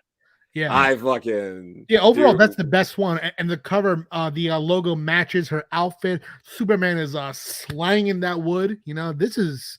Oh yeah, this is a good cover, dude. Oh, absolutely. I'm lost. I've lost Superman. He's turning into a tree. I'll point out here, this is issue 111, 112, and 116. So these three comics all came out within 5 months of each other. Crazy. Imagine those pitches, I mean, don't you kind of wish, though, the big two were putting out at least one comic where there's just bad shit, crazy stuff every month like this? Yes. Yeah. It would sell, right? Yeah. Yeah, I'd say it depends who it is, but I do also we look at stuff it's kind of weird how they've taken Gwen Stacy and made her into this new version of the character. I like it how they have, Superman's pal Jimmy Olsen, Superman's girlfriend Lois Lane. That's a pretty fun and light way to expand the franchise and do extra stories. I feel like now everything has to take itself so seriously and add to a universe. This looks like it can just be fun, even though this if these came out as is now, it might not be such a fun day for the writer on Twitter. But if something similar happened where they adjusted it to not get themselves crucified, it could be cool. For sure. This people are asking, so the price jumped because it became, I think, almost double the size. Oh, yeah. And they start putting in. Oh, yeah. Well, that was that period of time where didn't Marvel trick DC into increasing their prices because they bumped theirs up and then they immediately lowered theirs, and DC was stuck with like the higher. Yeah, I don't. It was either this time or right close to it, but it was absolutely so. But yeah, because this is like 72 maybe, like around. It's got to be around there. 71, yeah. It was fun. I don't know. Yeah, you're right. Twitter would implode with this kind of stuff, but it was fun. It was you just could pick up the comic and you were in for some crazy stuff. And even though these covers are definitely slightly clickbait, the story did relate. I mean, what you're seeing on the cover did happen in some form or fashion. You know, in the in that cover Joe and I looked at a couple weeks ago, where Superman and Batman are making Robin and Jimmy Olsen dig their own graves. That does mostly occur in the comic. It is indicative of at least what was going on. But now it's crazy stuff. So just as we're going to wrap up, Pat, now you're going on to do another podcast after this one. Yeah, this right now is my second one today. I actually acted on a podcast before. I did a comic book theater with Xenoscope, where Ralph Tedesco and I wrote years ago an issue of Grim Tales of Terror that was based on the Briefcase Killer urban legend. And we read that today as actors as podcast number 1. And now I'm with you, fine gentlemen, on number 2. That's a lot of fun. I need to. I think I heard one of your. I don't listen to anything else. There's no time, because whenever I have spare time, I record another video because I'm trying to get up to that 6 videos a day count. But I need to go listen to some of this stuff. So you're just having an epically long day. So thank you very much for joining us. We still keep going, but I just am very pleased you do that. And here's Crypto making Superboy walk like a dog. So that's fun. I mean, he looks ready to just grab onto those hips and just get the, show him that red rocket. And you know what's funny? My wife works as a dog groomer, and she sent me a picture of a dog who looked just like that. And I was like, "Oh, he's so cute." And she goes, "Look down," Oh, never look down. Why would she do this to you? There's a Valentine's Day story there. Anyway, so a couple comics from the past, Marvel Fanfare. This Marvel Fanfare was kind of winding down at this point, as I recall. It was issue 26. Yeah, I feel like did Marvel Fanfare make it to the 50s? I didn't think it did. Somebody now, Breen's in the chat, so he can definitely get here. Breen's saying tag me in for the back issue portion. Breen, you want to come in here? Is that what you're saying? We could certainly bring you in, but it looks like it made it to 60. Yeah. Okay. But at this point the love was gone, I think. I mean, it was very powerful there at the beginning, and then it was starting to kind of show its issues. But but what about this Marvel saga where Bobby's getting lynched? Oh, hey yo. Jesus. Cyclops, Iceman. Well, I like that that's going on, and then at the bottom they work in the Fantastic Four bit with Puppet Master. Yeah. Like you have this really dramatic scene at the top, and then it's like, and kitties, get ready for the Thing to bring Clobber in time to the Puppet Master. It's like, all right. It's and that's Zek over there on G.I. Joe, right? Yeah, it looks like Zek. That cover is sure. That's pretty cool. Yeah, I loved his covers on G.I. Joe. It was always a disappointment because the interiors of G.I. Joe were usually not nearly at that level, but the covers that he did were some of his best work. Just very dynamic stuff. I did send Breen the link so he can come in and join us. This would be a good section for Breen. Joe Casey continues to remind me that there's a open challenge to Breen to debate the Korvac saga that we need to get to. Nice. Quite soon. He remembers it. It's cool on the Joe cover how every single gun looks like it's shooting off a Kamehameha. That's pretty intense. Pretty intense weaponry. That one guy on the right there, it's like, maybe careful raising your fist like that when people are shooting from behind you. But, yeah, exactly, dude. Yeah.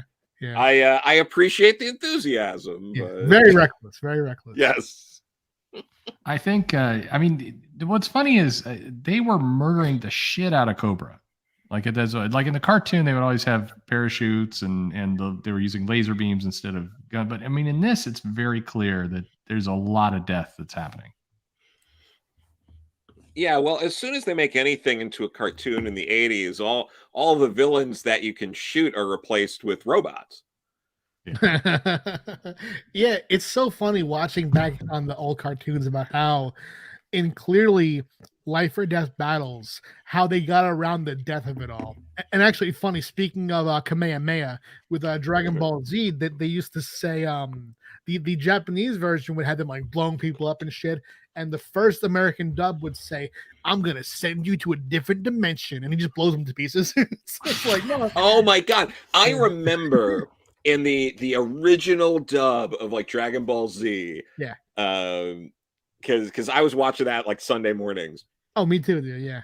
Yeah, and there was the bit where it was like, was it Nap and Vegeta like blow up that like entire city? Yep. Or like this like downtown area, and then someone makes a comment being like, despite the fact that we just saw people were there, I forget who, says like it's a good thing it was like lunchtime, so everyone was out of those office buildings. Yeah. Hilarious. And of course, kids are dumb. When Vegeta, I think it was Vegeta, shoots and destroys the helicopter in that one scene, and Tien is like pointing up, and it just like stills on him for like a few seconds just to be like, I can see their parachutes, they're okay. Yep. 100%. Yeah, that dub was egregious, and it's so funny how later on the second dub just totally abandoned it, and you see Vegeta as a good guy, like in a fight where people are crashing in cars and exploding, and no one even gives him a shit, you know, and he's just still killing people. But it's okay now.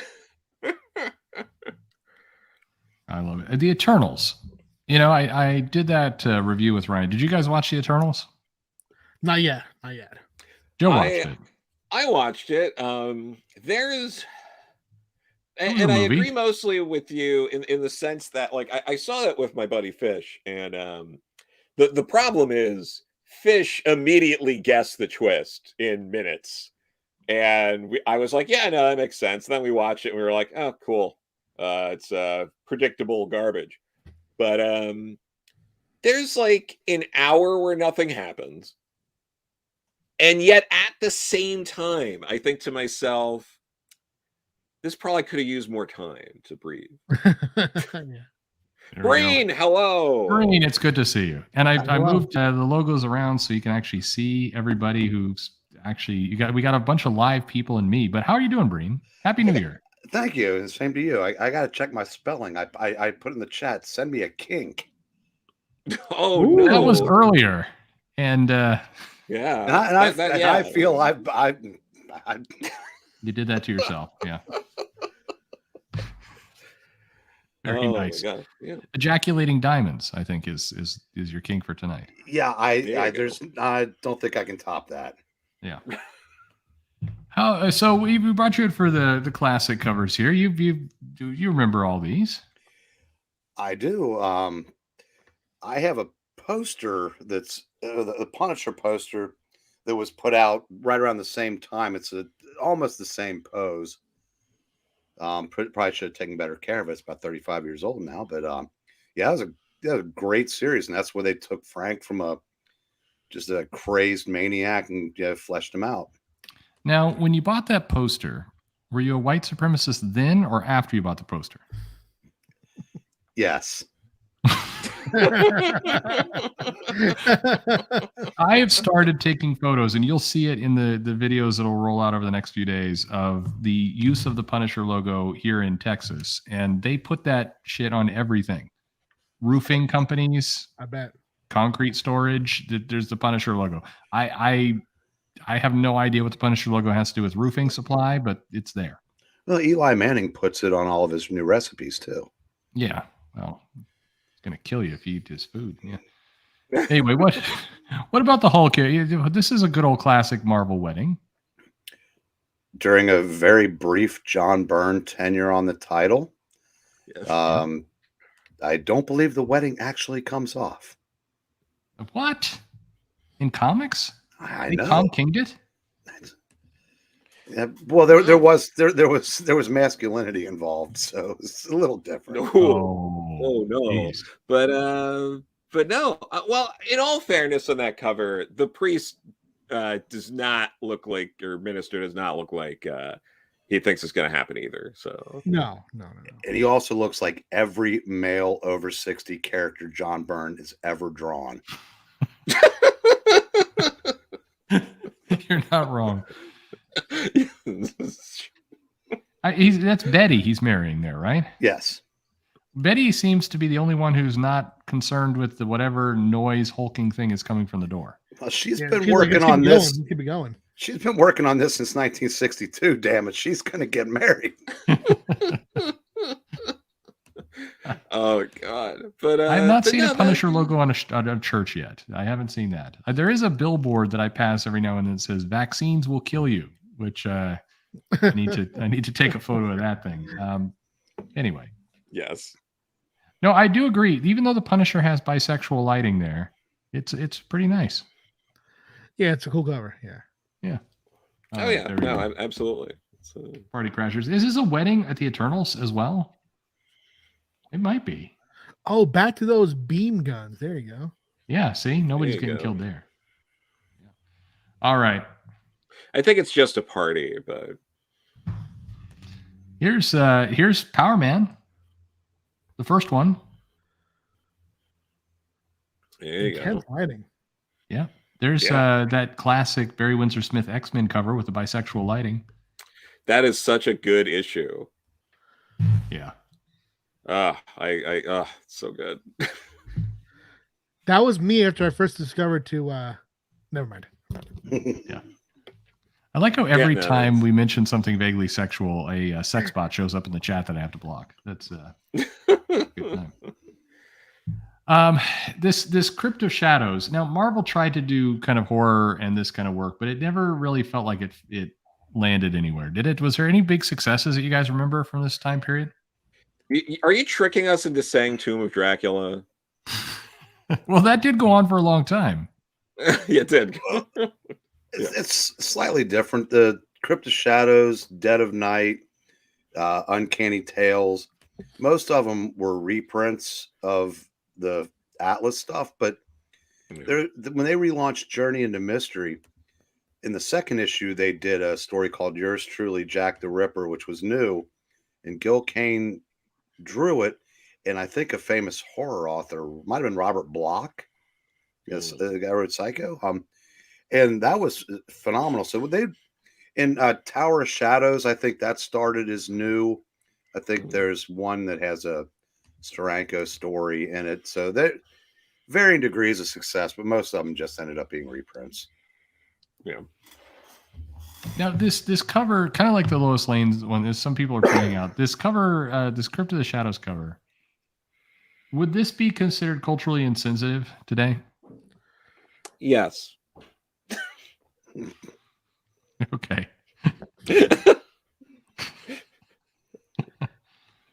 Fair enough. Okay. I like how it's macabre mind benders as only Marvel can present them. What do you suppose that presentation was like? Oh boy. I don't know where someone even comes up with that line. You know, All right, because I'll- what I'll are we spare in? it. Like, I'll spare you here. All right. Look, here's a fight in the snow with guest star Hawkman. That's a cool cover. It's nice and cute. It is. No, it's George Perez. Yeah. Mm-hmm. Yeah, I think what's what's going on with Wonder Girl there though? Oh man. Oh yeah, Remember? Jesus. Yeah, he's eating her boobs. Wow. Do you remember though, back when there was only one Wonder Girl, really? Like, it's pretty crazy. Yeah. I'm not counting Wonder Tot. But like, it's crazy how things have changed and there are so many Wonder Girls. It's crazy how they could say guest starring Hawkman like that would sell more comics. Dude, I was just thinking that too. Of all the people to call out, it's like, oh shit, you have Hawkman there, yeah. I think it was more a case of that book was selling so well they could put Hawkman in it and not hurt. There you go. Yeah. That's true. Yeah, this was definitely at a point where it was very, very popular. And maybe it was to boost Hawkman. Like, who's this Hawkman guy? Yeah. Well, they didn't bring out the next Hawkman series for another, I think, 3 or 4 years after this issue. So They had to build him up. Yeah. it was a slow build. No, but Hawkman, in all fairness, Hawkman was this is not as big as it was, but he had a period at DC where you could like introduce him, and it was like Wolverine Light coming into a comic. It was actually a draw that he would come in. It's just because, and DC was using him somewhat sparingly during this time frame. Like you said, you would have a title out later, but they were doing a good job of dropping in these characters that got you excited about what you wanted to see. And it actually builds, and it as opposed to today where you're nowhere remotely in that territory. Yeah, that's my defense of Hawkman here. How about this yellow guy pounding on this bottle? I mean, you gotta do it sometimes, right? Yeah. You also have the private life of Clark Kent promised there. it's very true. Yeah, what they call out and try to advertise is definitely strange to the modern eye. It's like, ooh, what are we gonna see him do? You know? Yeah, it's you do wonder what, like, somebody picking up this comic, like, I don't know if I want to buy that. Oh, wait a minute, the private life of Clark Kent. Wait a second, what does he do when he goes home and he's not fighting action heroes? You know, and the jerk off to the Sears catalog is what he's gonna do. Yeah, shoot some diamonds. Well, he can Man of he Steel. can crush other. He creates diamonds that way, just differently. Yeah, he just has to. It's a lot of just has to pressure. get a lot of material and then squeeze it together in his hand. That's God. This is the dirtiest we've done in a while, isn't it? It says. Yeah. I'm feeling so probably. Yeah, I mean, like I haven't contributed at all. You guys are gross, you know. But yeah, that's fair. Sure. That's fair.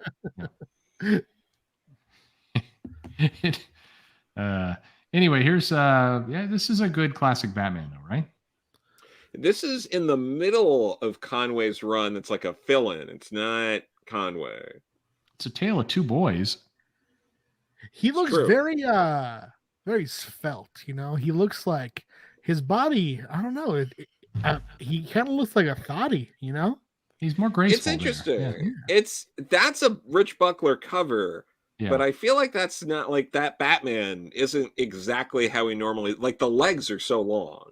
So long. I mean, the boot is almost healed. You know, like I'm looking at this and it kind of looks like a Dynamite cover to me. He's smooth. Yeah. Where's Nick when you need him? Here's your next Dynamite cover. You can put him in a little Vampirella costume just like that. You're good. Yeah. Yeah, I mean, just have the lower half and you're all set, dude. Now, Breen, I mentioned as you were coming in here. So Joe Casey continues to say, "When are we doing this show with Breen?" You're ready, right? Yeah. I mean, I'd probably have to go over it again. Just to brush up on it. But I said, we'll get it done. Okay. He's excited about it. He's. I mean, come on, this is a classic comic writer. It's a pretty big name, and he's ready for you. Yeah. Then I think Jeff Thorne here is going to debate Joe on the Legion 5 years later. I could do that, and that'll be fun. And then Sean Murphy is going to debate me on Omaha the Cat Dancer. Nice. Yeah. Cool. Okay. Here's Jordan Peterson on the cover of Captain America again. Is that Frankie Robbins? It's Gil on the cover, and you open it up and you get Frank. That's right. Yeah. When I was a kid, that bothered me greatly.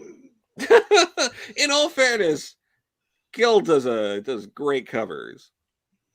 Oh yeah, no, I was when I when I open it up and it's not him on the inside, it's like, because I'm sorry, no young reader liked Frank Robbins' art.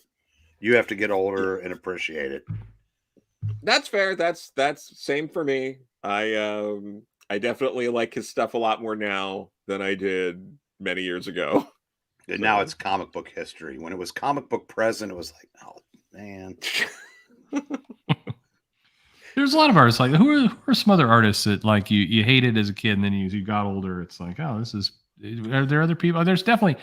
I went through that with Walt Simonson, where the first time I saw him, like, man, this didn't look finished, and then something snapped in my head. I'm like, what the fuck? This guy's great.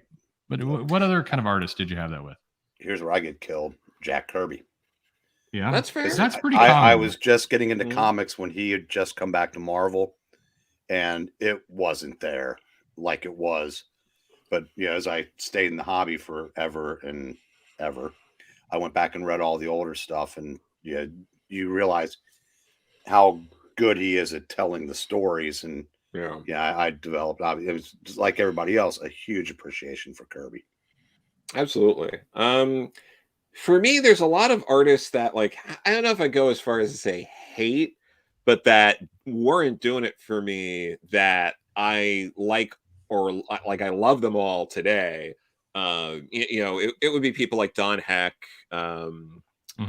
Ross Andrew, even like Sal Buscema. Like I didn't dislike him, but I was kind of like, oh, he's fine. It's, it gets the job done. And it was, years later that I really appreciated, in particular Sal, but also just all of them. But, it's tough when you're Ross Andrew on Spider-Man and you were following up, Ditko, Romita Sr., Gil Kane. It's tough.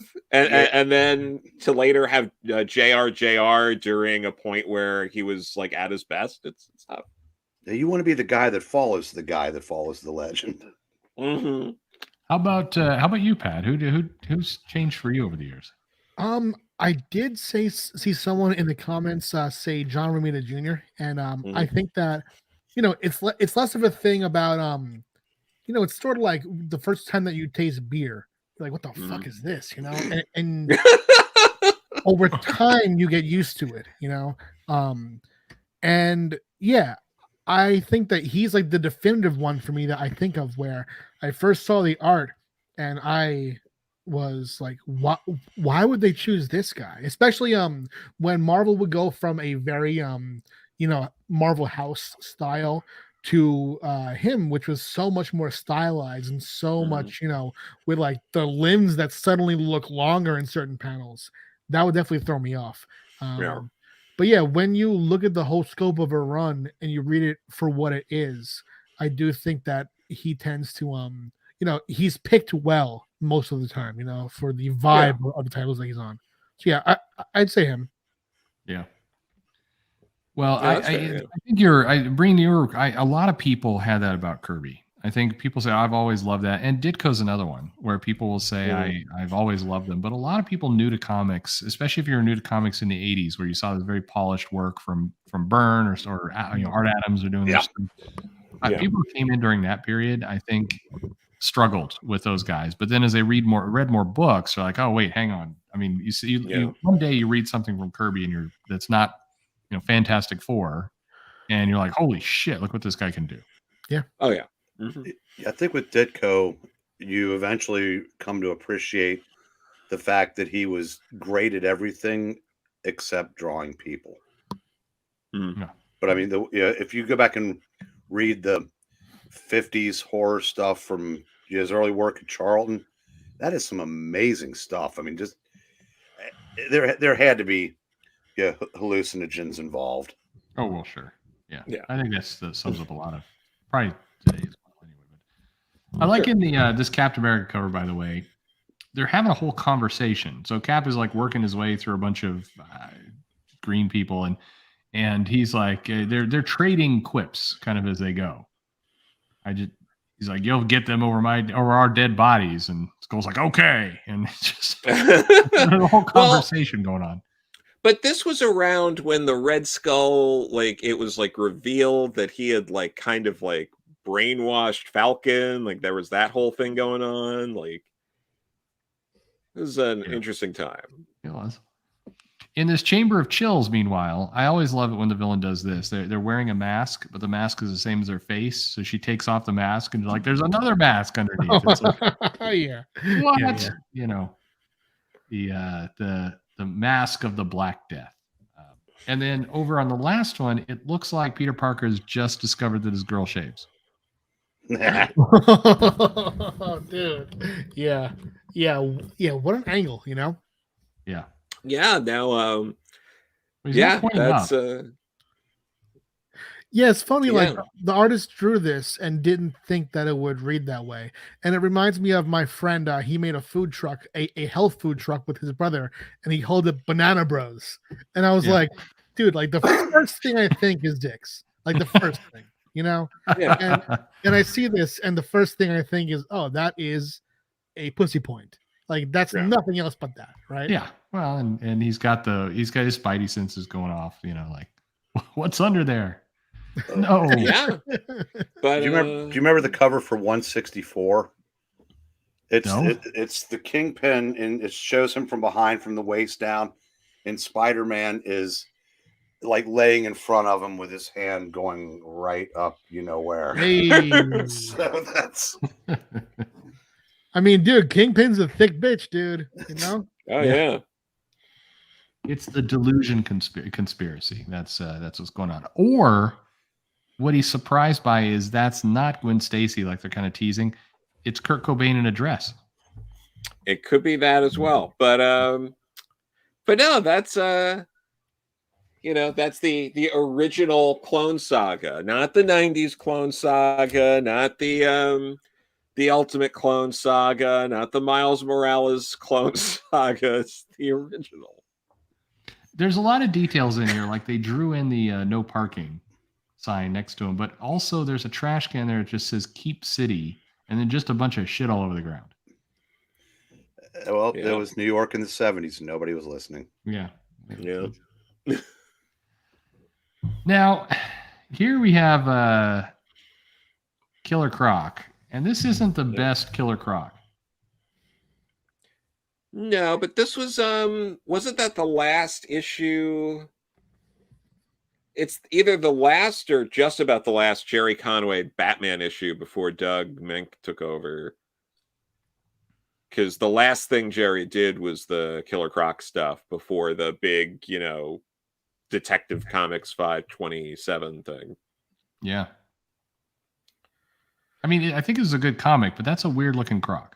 And Yeah, the pose isn't doing him any favors. There's a guy who tattooed his whole body as a reptile and got implants put under his head to form these bumps, and that dude looks exactly like the actual guy.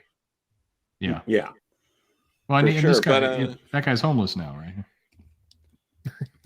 I mean, I imagine. Probably. Sorry, unhoused. Yeah. Yes, but no, the that was kind of interesting. I don't know. I kind of liked the Jason Todd origin where Killer Croc ripped his parents apart. That was fun. That's Hannigan on the cover, right? Yeah, I can see. Yeah, he may have not have looked as menacing as he ended up being, but I don't think he was ever more menacing than at his beginning. Absolutely. Because that was I like that origin too. Yeah, he became a lot more of like a joke, even when they tried to take him seriously later on. He was not like he would just be this weird, like tough guy kind of character and not have really any depth. He's one of those characters that his personality is depending on who's writing him. Yeah. Like in Marvel, you've got like the Rhino can be very intimidating in one writer's hands, and the next one. Yeah, was he one of the people that Mary Jane and Black Cat beat up last month? Or was that just a shocker? I think so. I think he was in that. But what was weird is, so in the last week, sometime in the last week or so, in the Devil's Reign storyline, the Rhino is currently serving on the Thunderbolts under the command of the Kingpin. But he's apparently a good guy because he has a scene with Miles Morales where he's like, "Hey, you guys know I'm really a good guy," and he tips him off. And I'm reading this, going, "When the fuck did they make him a good like? Right. When did the Rhino become a double agent good guy? Like it did I miss like people in the chat could tell like this happened a couple months ago with they have the Rhino show up and just randomly rob banks and he gets his ass kicked. And like I said, I think Mary Jane and Black Cat beat him up. When did he become a good guy? That issue. Just because who cares? Like that's the problem. Is so much of it is like who cares? There have been months where he'll show up 2 or 3 times in 2 or 3 different books, 2 or 3 different parts of the country, getting his ass handed to him. But it's like, you know me, I don't beat up kids. I'm really a good guy. It's like, what? I mean, it's like Dr. Light showing up and go, I'm not that rapey. Which I believe he's obligated by the courts to acknowledge it at every party he goes to. Oh, yes. God, dude, yeah. It's true. Before or after he's had a few. I don't get any of this. Anyway, all right. So back to this guys. I like how they Killer Croc, by the way, just has a bunch of kind of random reptiles hanging out on the floor with him. Yeah, why not? He's got a look and he's keeping to it. And, yeah, you got time to the theme for sure, yeah. And the villains are like, all right, let's see what this guy has in mind. Yeah, Riddler, this silly, goofy Riddler, not this super deadly serious Riddler in like a sack suit or whatever that we're getting in a month in this movie that's gonna be just wonderful. Going just being like, it's crazy. It looks like these are people behind this movie that watch the Nolan stuff and we're like, man, this shit ain't dour enough. We gotta we could really get this a lot more dour and sad. What if Bruce Wayne's character is the personification of mourning? And he's always in a state of mourning. Now, is the movie going to replay the Wayne's getting shot? Yes.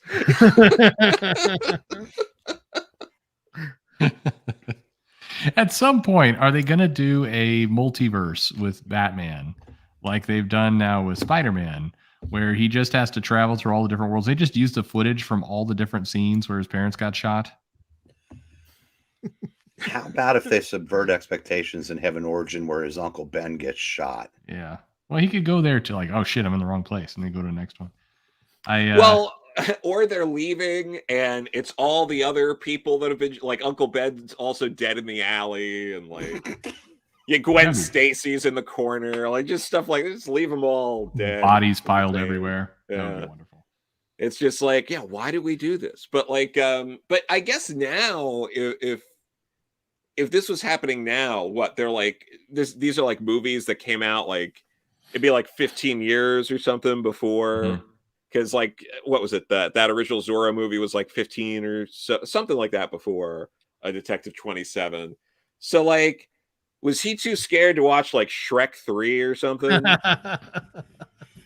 Like, no, I mean, it technically they should be walking out like Encino Man. Oh, you know what they could actually probably be walking out of? The Adventures of Pluto Nash. Oh boy, classic. Yeah. Right. Well, hey, I watched that in theaters. Well, that was a bad choice. There's And Bruce asks if he's got an extra bullet. Yeah, they're walking out of Big Mama's house too. All right, I'll never forget. We'll have to get Ryan on at some point. He'll tell us that he and I were on a plane flying to, I think, to LA, and they come on the loudspeaker and they're like, "We're very proud to announce today's entertainment, Big Mama's House 2." And the plane just groans, like you hear, like, oh.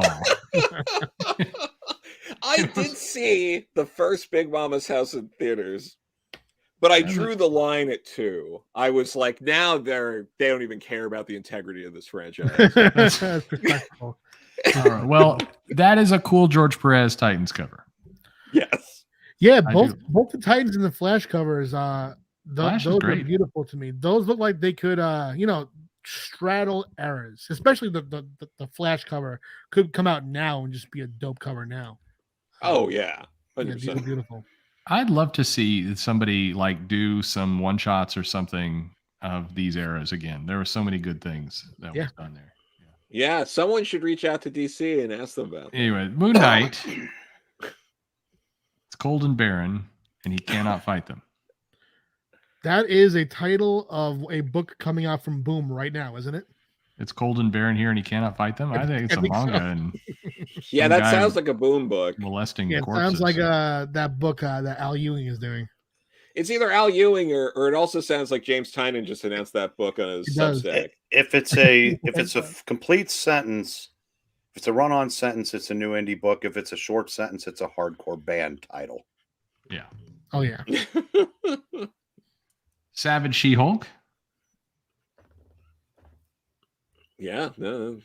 The most off-the-wall adventure in a Marvel mag this month.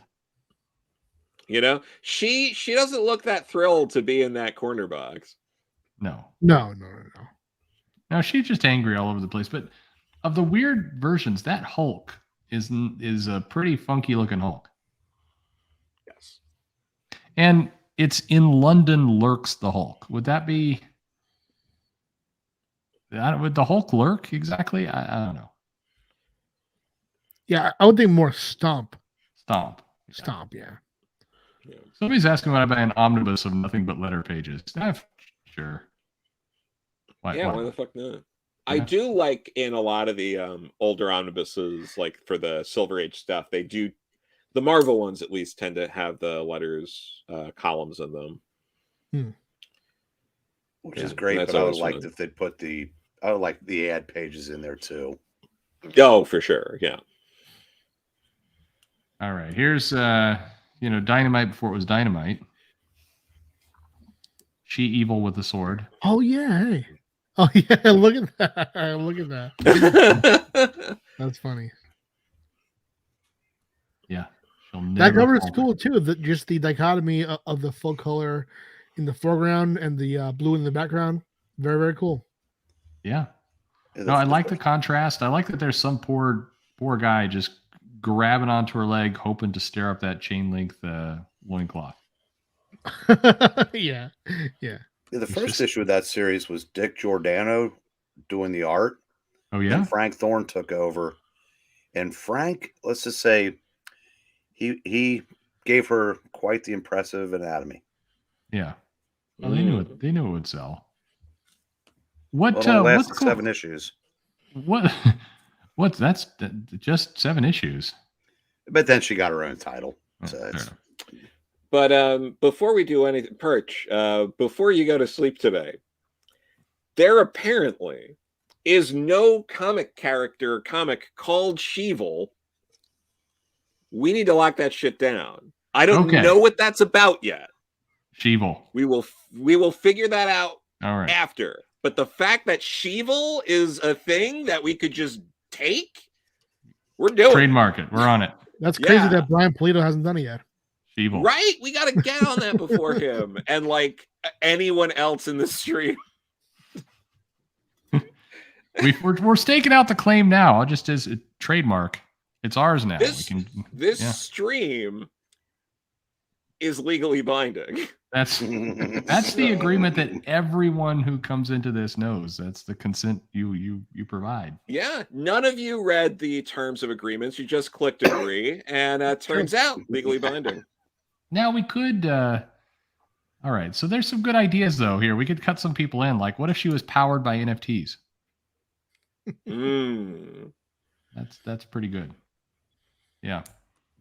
How about Power Man and Iron Fist, where clearly Luke Cage is lost but doesn't want to admit it? Yeah. And the big, if you could see it there at the very bottom, it's very tiny. It says featuring the return of Boris and Nino, I don't know, and a bevy of beautiful dancing girls. Oh boy! Wow, I loved when they used to go after moose and squirrel. What is even going on here? Why is his shirt all torn off and he's tired? He's in the desert somewhere. I mean, is this supposed to be sand? Yeah, I mean, clearly a pre-GPS issue. Right? Yeah. Okay. It even predates MapQuest printouts. Yo, dude, remember? I used to get used to get so lost on those shits. But yeah, it's Oh kind my of funny that god. Luke Cage Yeah. is his shirt is torn to shreds, and Iron Fist is just chilling, and he's wearing spandex. So it's pretty weird. It's It almost is. as if Oh, they've been yeah. He's But no, not. it's like you kids don't even know. I used to have to print out the directions from a physical printer and hope I didn't miss the turn. oh, dude, yeah. Some of us had to go to the gas station for maps. Yes, there's that. I have used maps before too, but Well, if But you yeah. if you rent a car, if you go to a city, they've still got this pile of paper maps there that just everybody just looks at now like, what the fuck am I supposed to do with that? Like, Well, if it's Hertz, it's because they're way too cheap to put a GPS system in their rental cars, or FM radio, or air conditioning, or an antenna. well, that's I what was- you have your yeah. phone for while you're driving. This predated cell phones. I was moving out of Iowa in 2008, and I had a paper map with me, just one of those big maps. And I ended up really needing it because the whole state flooded, so random roads were just all shut down, and I'd have to open up the map and be like, "How do I get around this?" Just to get out of the state of Iowa. Did you the map realize at tell this you point what we're roads just were flooded? giving, No, we're just handing Mumbles material to roast us all with at this point. We all know this, right? yeah, I've come to terms with it. It's okay. Yeah. I have to go get my wife off the computer so she stops doing it. Anyway, this is another weird Hulk. Yeah, that looks like old Greg. That's right. It's a tired Hulk. He's not a good place. Really, nobody looks that great. I mean, who's the artist on this? Al Milgram, maybe. Yeah, okay. Yeah, that's Al Milgram. I've met Al Milgram before. He's very nice. He's also nobody's favorite artist. Yeah, You know. Fair. Nice guy. I mean, look at the weird curtain wings going on Monica Rambeau there. Yeah, but Hulk definitely looks like he's tired. Like Hulk need his 8 hours. No, this is Banner Hulk, so I need my 8 hours. That's true. But I mean, but then we go the other side. Doc Ock also not looking too good.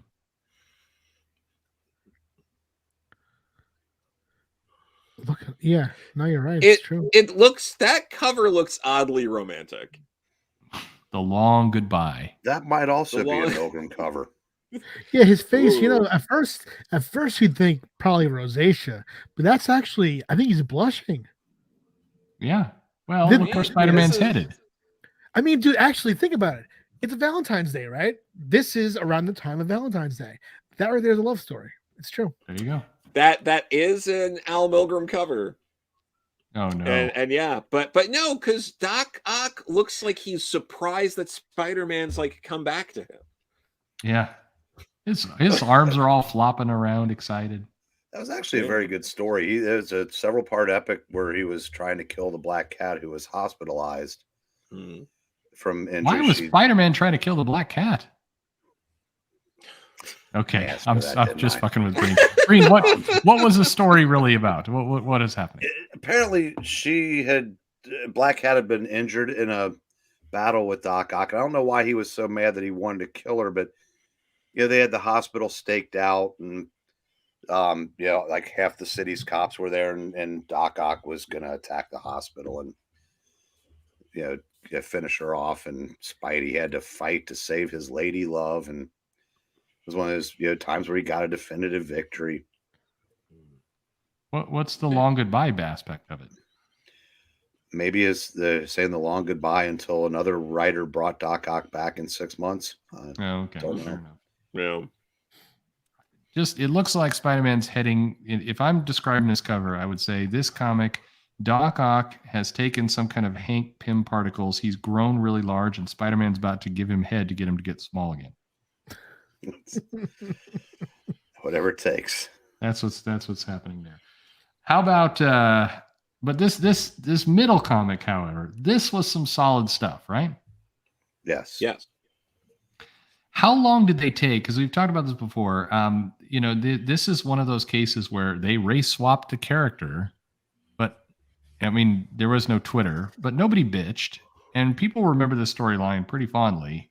But they took a long time to get here with Stewart and with what was going on with Tony Stark, right? Well, yeah, because the first time they had Tony, succumb to alcoholism, by the time he actually did it, they cured him in one issue. I mean, as good as Demon in a Bottle is, as someone who doesn't remember 2 years of his life, it doesn't happen that quick. Yeah. So the second time around, they did it right. Denny O'Neil spaced it out over the course of over a year, culminating in that in Jiri Munoz, whatever her name was, basically just really effed him over. And that was the final straw, and that sent him on a downward spiral. And Rhodes had been there for every step of the way. So he realized he had no choice but to step in for him.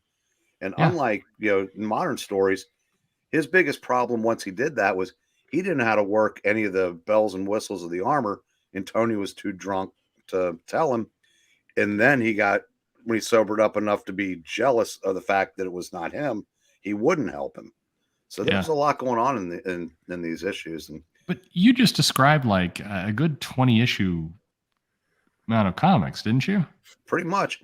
Which we should pick a handful of them, Joe, in retrospective, the Jesus out of it. Yes, we absolutely should do some more. So somebody pointed out, by the way, it's not Milgram. It's tagged as Walt Simonson on that Hulk cover. I also saw somebody say Ed Hannigan. That can't be Simonson. That might just be wrong. Like, it doesn't look right. It's now Simonson would do some, especially early in his career, some strange things, but the women don't look right for Simonson. Anyway, it's I hope not. I can't see it, but no, I think that John Stewart, not John Stewart. This is Marvel. This Jim Rhodes story was a great example of how you change a character and you add some new dimension to it and you take your time with it. I mean, the other part is the comics where they do this stuff today, it's told in an issue. It's just there's no depth to it, and then they wonder why people didn't attach to it. Whereas this story played out so long that, I mean, it let itself breathe to the point that we wound up with two heroes at the end, not one. It was great. Yeah. Mm-hmm. Anyway, some good stuff. Well, great. I think we're winding up here. We've had you guys for 2 hours, and I appreciate that. Who can forget this classic moment where Hal Jordan ponders how he doesn't come off like a child molester?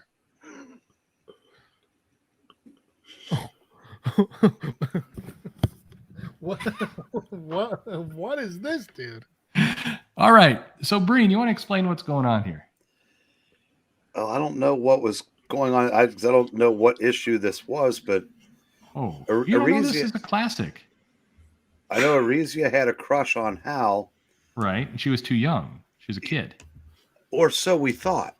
Well, she aged herself up. Well, then because that was still deemed too creepy, they retconned her origin to where a teenager on her world was actually like 200 years.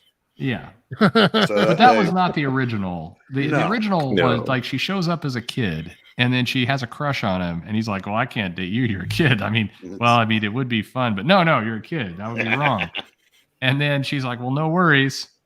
And then zap, and she ages herself up. She's like, now I'm older. And Hal's like, well, you got me there. And he does her. Carol, and then he's like, my calls. He's like, some of the people back on Earth might think I'm into kids. That could be a problem. And then somewhere along the way, DC's like, we should probably add a wrinkle to her origin here so it's not quite so creepy. Or maybe can you believe that Gerard Jones didn't write that issue? I think it was a Cameron Stewart issue. Wow. Somewhere in a 6x8, he's going, Man, how did I not write that issue? And speaking of Cameron Stewart too, despite everything that came out, that Batgirl by Burnside Omnibus is selling like hotcakes.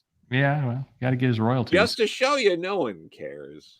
Hal, here we go. Hal ain't nothing but a number Jordan. Love it. Doesn't matter how low that number is. I am, and once again, people gave Jeff Thorne crap for not liking Hal Jordan. I'm just saying, you know, it's a little weird. Yeah. This is one. It's weird. This really was a storyline, and it was as weird as it sounds. And then they did print stuff like this, where, and I have to show them I'm not a child molester. I just think if that had been Gray Templed Hal, would have looked even worse. Don't you think, Hal? I mean, like, if you're printing this comic, you're somebody grabbing this out of the grocery store, and you open it up, and you get to see Green Lantern. Like, I can't come off like a child molester. You gotta think something went wrong in the comic you're reading. Yeah, you do. It's like I'm surprised that the word child molester even shows up in this kind of thing. It's like, I don't know, dude. It's such a weird idea. The Comic Code Authority was firmly in place During this? Oh yeah. Yeah, they should have probably put this under the banner then. This was definitely approved by the CCA. That's dicey, dude. They made it clear though that he wasn't one. Yeah, I mean, he thinks he's not. Well, I mean, it's his story. I guess maybe Comic Code Authority rules are like, well, as long as a guy says he's not a child molester, it's okay. Yeah, I mean, if you had to say, hey, listen, guys, despite what everyone thinks and despite how this looks, I'm actually not. Yeah. No, that's a good defense. That's how it worked in the 80s. You know, men could be like, I didn't drug her. What are you, crazy? You just showed up like this. What a relief. It's fine. You're like, yep, that checks out. Yeah. It's okay. He didn't inhale, so it's fine. Yeah, exactly. Guy, it's not. I don't want anybody to think I molested this person. No, it's all fine. She aged herself up using magic. Yeah, but anyway, folks, don't go home and use that defense. A lot of fun times. Thank you, everybody, for joining us. Pat, congratulations again. Day one funding. That's awesome. Yes, congrats. I'm anxious to do more. So, Joe, as always, you've been a great partner for this entire channel history. You're more valuable to this than I am. People are asking what happens when Perch gets too drunk to do the show. Who takes over? It's you. I've already taken over once. Yeah, exactly. And that was actually one of your most watched live streams. Of course. I know exactly what I added to this entire package here, which is nothing. So I'm with you. Please. It's good stuff. I had for those of you who haven't seen it, Joe and I talking about Gumroad was legitimately one of the most fun times I've had for a while. Yes. Oh yeah, that guy went off though. He went off. Everyone looks so stupid in that because really like part of it. Yeah. No, it was funny because like that guy's like losing it, and it was like Box Brown like was like airing stuff out. Like it's like I get why he's upset, but also like it's like, can you guys like take this like offline? But then if they took it offline, if they took it offline, we wouldn't have gotten the Gumroad social media losing it. So exactly. And I mean his the funniest thing that he did was when he did the addition to his bio. That shit with the yet. I'm not into NFTs yet. It's adding that there. So funny. Yeah, no, it was and that site is a train wreck. But Eric, thanks for joining us for the Classic Comics. Always happy to have you on. Thank you for having me on. Pat, it was nice meeting you. Joe, congratulations on 28,000 subs. Thank you. Yeah. Thank you. Well I couldn't done, have Joe. done it without this channel existing. Yeah. 20. No, seriously, Perch. Congratulations. That's 28,000 big. subs. Yeah, that crept up on me. So thank you very much for all the people who got tricked into subscribing. That was awesome. Well done. And last question here. Somebody's noting that Dinah. So Black Canary, how old was she when her and Ollie hooked up? Oh, she was an adult. Well, The how first much of time an adult? she'd come over from the other Earth where she'd been married, so she was yeah, a I'd say teen, wasn't she? somewhere. She's her origin's been retconned more than the Black Widow, so at least originally she was. It's retcon certainly- because people don't want to have to register their address. That's what's going on. Anyway, it's well, thank you everybody who helped support the channel, and some really good stuff I think coming up, and having a good time. We'll be back on next week, and guys, have a great night. Thank you. Good night, kids.